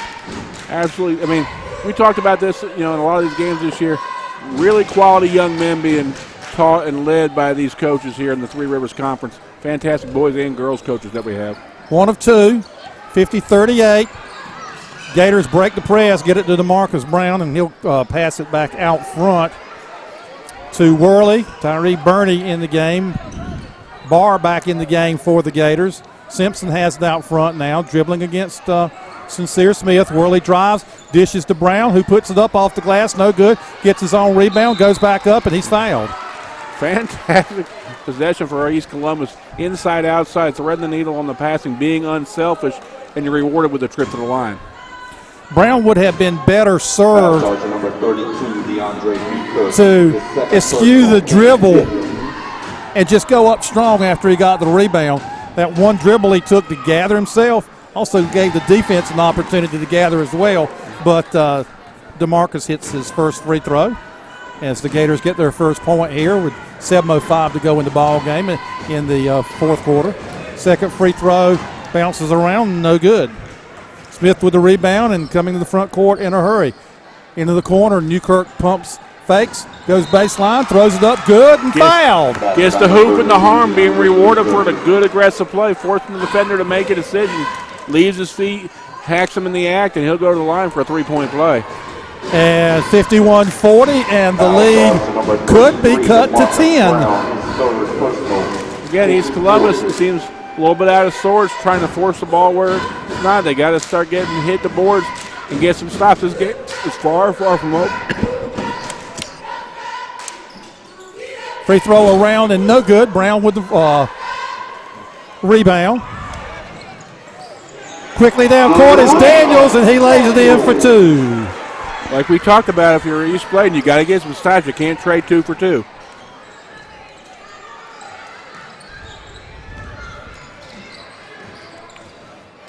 Shot no good. Rebound by DeMarcus Brown.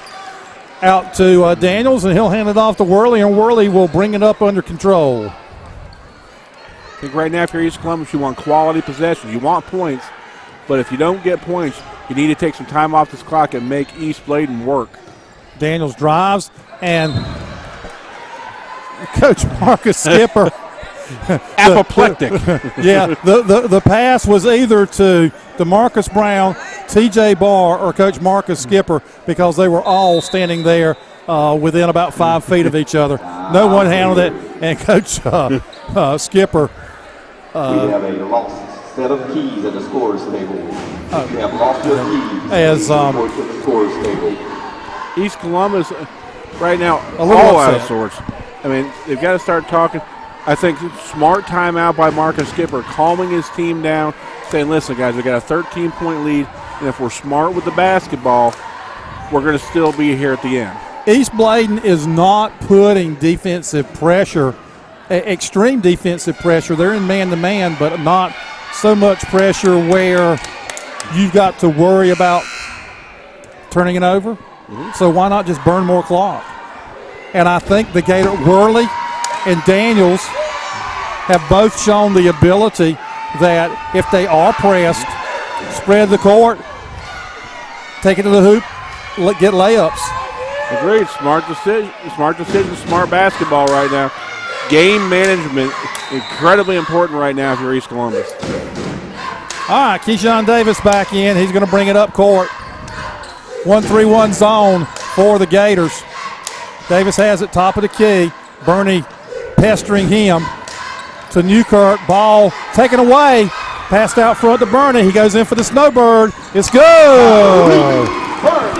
Bernie meets his man up the floor, cherry picks and gets the easy deuce. And I'll tell you, big points for East Columbus. 3 from the top of the key. No good. DeMarcus Brown with the rebound. Brown with a nice steal on that last possession. I tell you, you can't trade 2 for 2. You can't give up.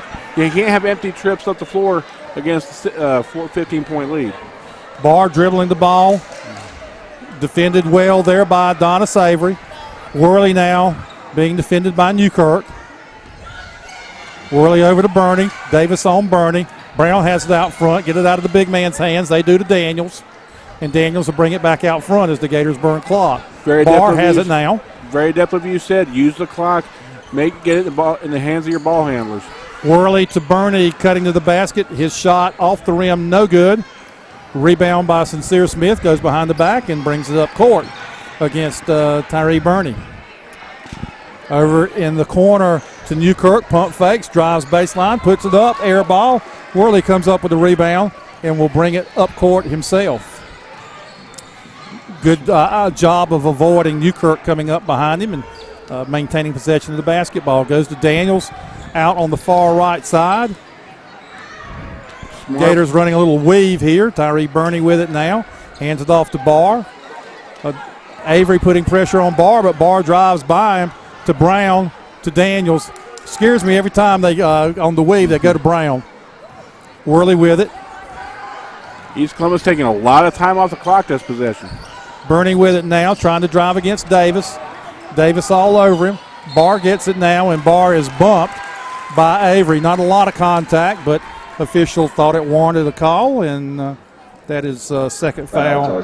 More importantly, precious seconds ticking off the clock. That's right now at this point, at least a minute 15 trip down the floor if you're East Columbus. Smart by East Bladen to go ahead and foul those 16 fouls. You want to be able to put the Gators in the bonus when you need to. There's a steal by Smith.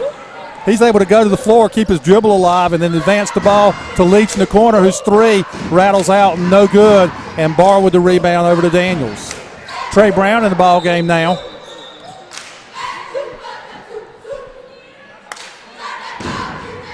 Official something on the floor. Official timeout. Coach Marcus Skipper. Now, does he get extra pay for going out and getting the perspiration off the floor? Well, I'll tell you something. There's no things these high school coaches wouldn't do for their children or their programs. I'll tell you, a coach's job is never done. They would do anything that's ethical. This is true. All right, Worley with the ball. Ball tipped, but Bernie able to come up with it to Daniels in the corner. I think still a slick spot, and the ball turned over as Bowen picks it up, and his outlet pass tipped out of bounds. Nobody seems to know. And the official on this side, I think right now, and smartly coming together to talk about it, make sure they get the call right, because I don't think any one of them was really looking at that point. I think they're trying to see if they all have coins so they can play odd man to see who gets makes the call. And the ball is going to go to the Gators. And I don't think Coach is buying it, do you? Kenzel McCall very unhappy with the call, indicating that the official nearest him initially signaled the ball was East Bladen basketball.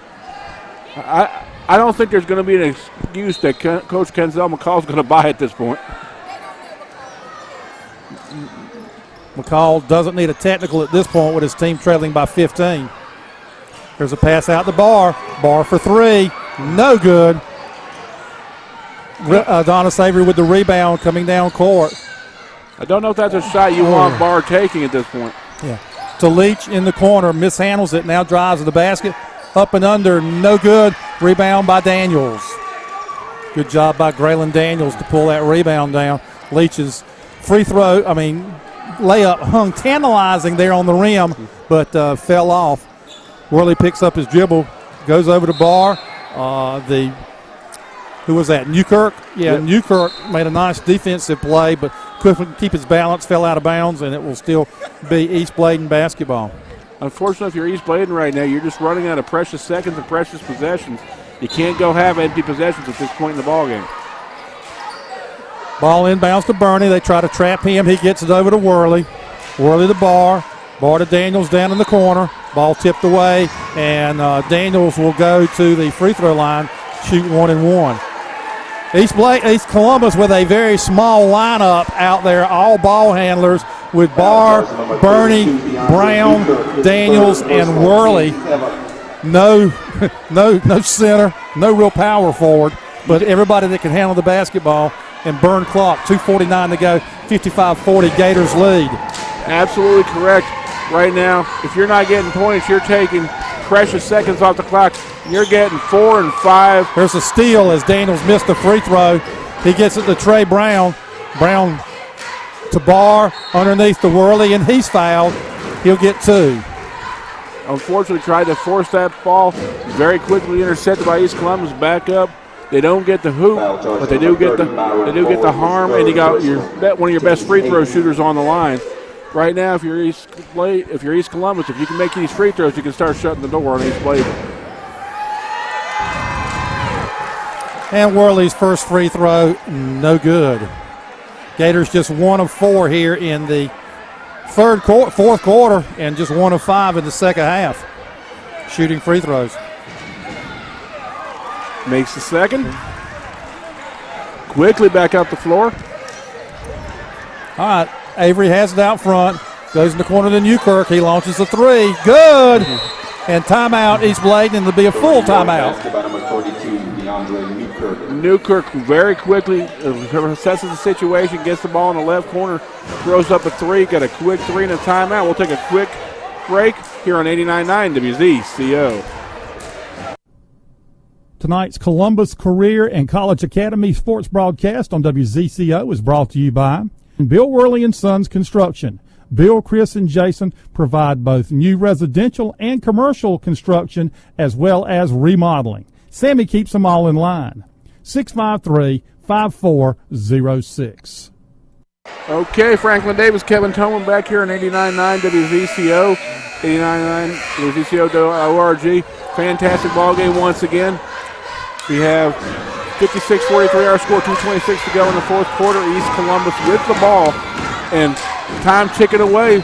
Very, very few possessions left here in the fourth quarter of this big ball game. Worley inbounds to Barr. Barr tries to advance the ball. It's tipped away. Bernie has it. He's trapped, and his pass is stolen by Leach. Leach drives, puts up the shot. Good. Back to an 11-point ball game right now. You can't afford to give away turnovers on this press. If they turn it over again, if I'm East Columbus, I get ourselves a timeout. 56-45. We're down to 2:05 to go. Trey Brown out front. Ball over to Donovan Worley. He gets it to Daniels, and Daniels over to Bernie. To Trey Brown. They try to double team him. He gets rid of the ball quickly. Gets it to Trey Brown, and he's fouled. Gators are simply playing takeaway now. Smart heads-up basketball. Excuse me, keep away. Not take away, keep away. Game management, well coached by Marcus Skipper. He's got his ball handlers on the floor. He's going to force East Bladen to start fouling. And if you're East Columbus, if you make your free throws, you're going to win this ball game. Trey Brown at the line. Free throw up and good. First points for Brown. First made free throw for the Gators in the second half. Second free throw up and in and out. No good. Can't keep trading 1 for 2 right now if you're East Bladen. You've got to get some stops. Pass underneath to Bowen. His shot from the lane. Good. Byron Bowen with his second basket. Trey Brown trapped. Loses the ball. Newkirk comes up with it for East Bladen. Gets it out front to Avery Adonis Avery.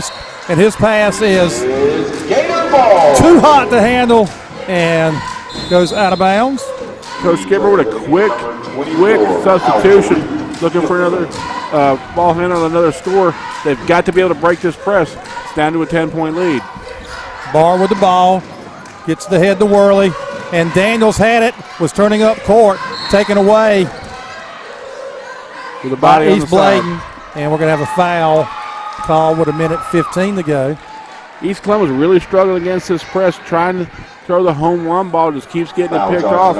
If I'm Marcus Skipper, I'm thinking maybe about calling a timeout here. I know it's a 10-point lead with a minute 15, but they're really struggling against this press, and they can't afford to give up too many more points.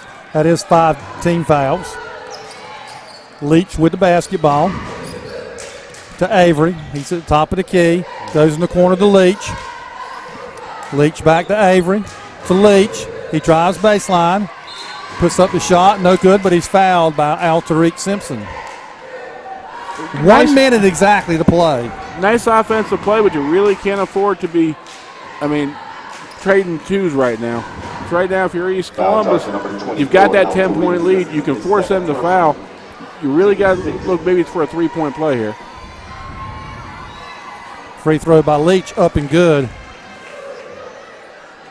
Lead back into single digits with just 1 minute to go.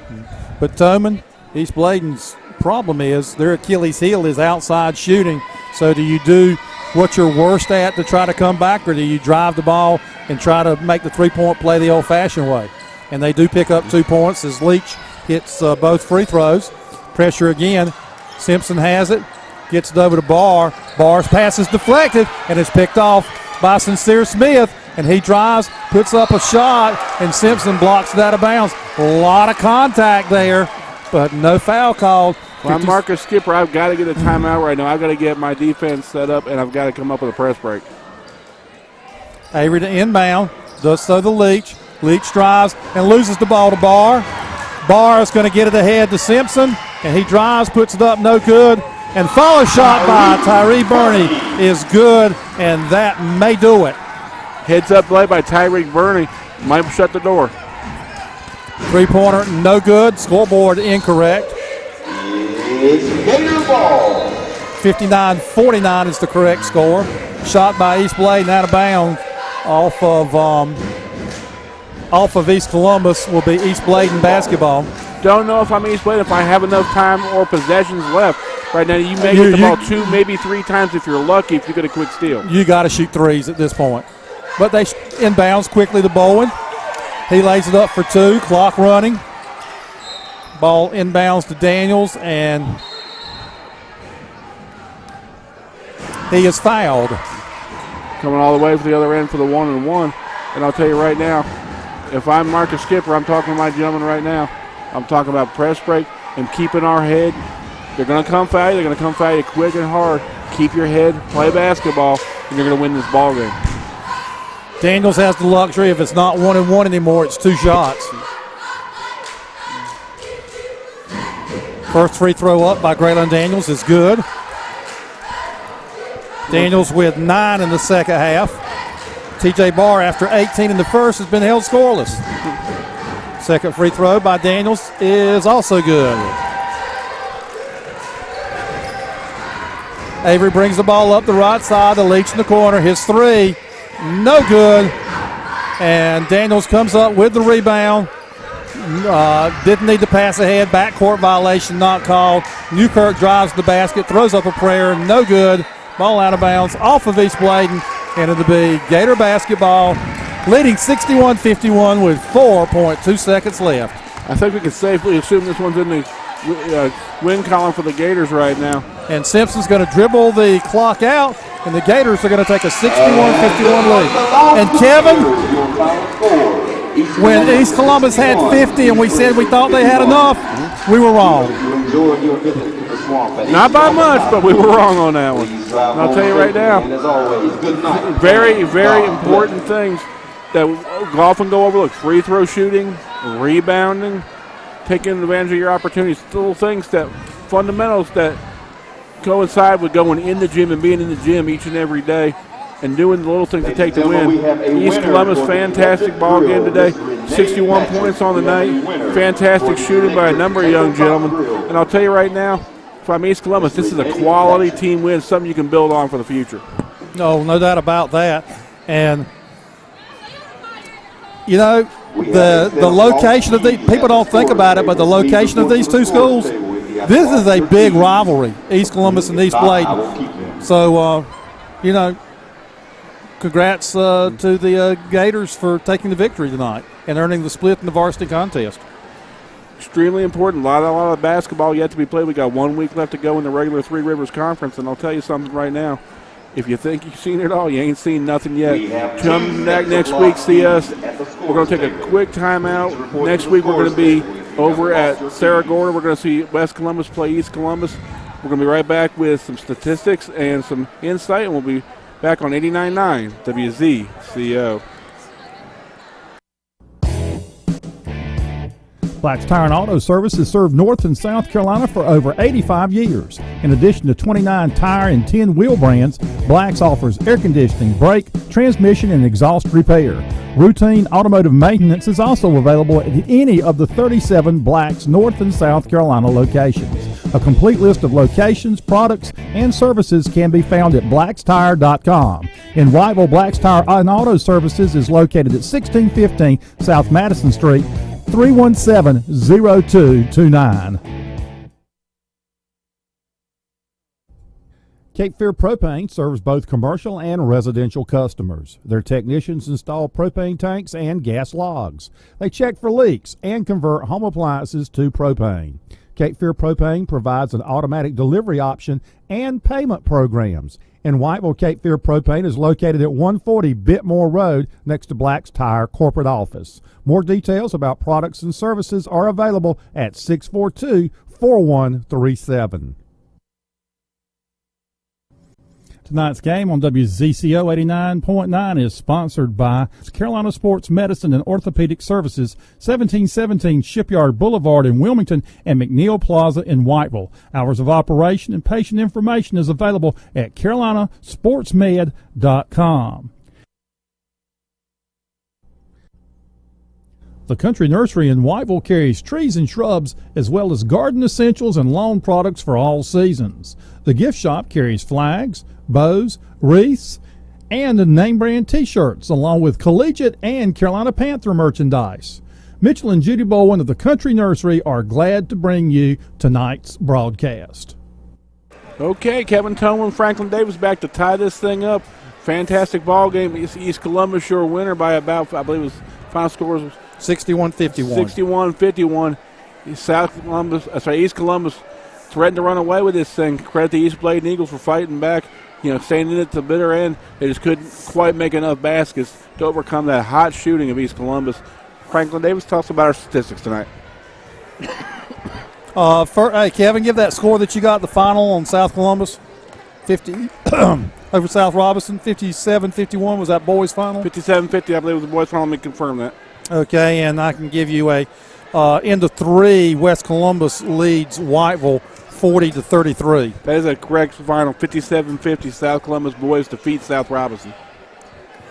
Okay, so South Columbus and boys play moves to 8-8, and South Robinson falls to 6-10. South Columbus, Whiteville both trying to stay out of that 7-10 playoff game on Saturday, which I don't think anybody's necessarily looking forward to unless you're ready to lose and you can pack your gear up without going to East Bladen. Okay, final statistics first for East Bladen, 51 points. 2 points for Javante McDowell, 6 points for Byron Bowen, 7 points for Messiah Leach, 10 points for DeAndre Newkirk, and for Adonis Avery, and the leading scorer for the Eagles, Sincere Smith, with 16 points, 10 of those coming in the second half. Eagles 8 of 13 from the free throw line. For the victorious East Columbus Gators of Coach Marcus Skipper, 1 point for Trey Brown, 1 point for DeMarcus Brown, 4 points for Altariq Simpson, 8 points for Tyree Burney. DJ Williams with 4 points. Then 3 scores in double figures. Donovan Worley with 10, even though points don't necessarily give you his worth to the team, handling the basketball as much as he does. 15 points for Graylin Daniels. And if I was handing out a Player of the Game award for this ball game, despite the fact that Barr hit 6 threes in the first half for 18 points, I think Daniels' all-around ball game may have been as big. I mean, He does those things that don't, Bars 18 got him out to a big lead that you could, afford some mistakes in the second half. But Daniels had a couple of drives to the basket early in that first quarter that helped East jump out to an early 10-point lead, and it never got down much below that except, briefly in the fourth quarter. Also good on the defensive end. So I guess I'd have to give out co-players of the game, Barr and Daniels. So, we'll recognize both of those. They don't get anything other than our admiration for that. Our esteemed admiration. Yeah. So anyway, and that's it. The Gators were the Gators won despite being just 9 of 19 from the free throw line. So records now: East Columbus 5-11 in conference play, 6-16 overall, and East Bladen falls to 3-13 and 5-16. And both, it's very possible that these two teams could meet next Saturday. A very distinct possibility. A lot of basketball yet to be played. I'm telling you right now, we've got 1 week left of Three Rivers Conference basketball. A lot of important games yet to be played, and a lot of machinations as far as playoff seedings right now. Next week, we will be in Cerro Gordo on the campus of West Columbus High School for that big game between East and West, and playoff implications both in the boys' game and the girls' game. No doubt. So, hey, I got to give a shout-out to Kelly Jones for inventing the Internet at East Columbus. Or reinventing the Internet. Because I understand that there was none here at Lake Waccamaw. And I'm talking about not just in the gymnasium or in the wing, the athletic department wing, but in the entire school.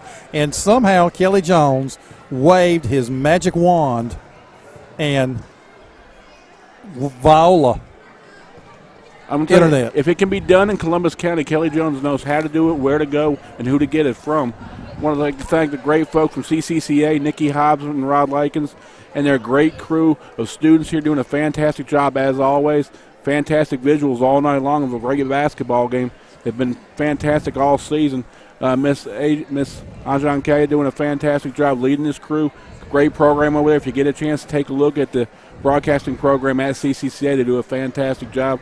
So on behalf of Franklin Davis, Kelly Jones, myself, I'd like to thank you all for tuning in tonight. We look forward to seeing you next week on the campus of West Columbus High School as we take on West versus East and close out Three Rivers High School basketball for the 2018 season. Have a good night. We'll see you next week here on 89.9 WZCO.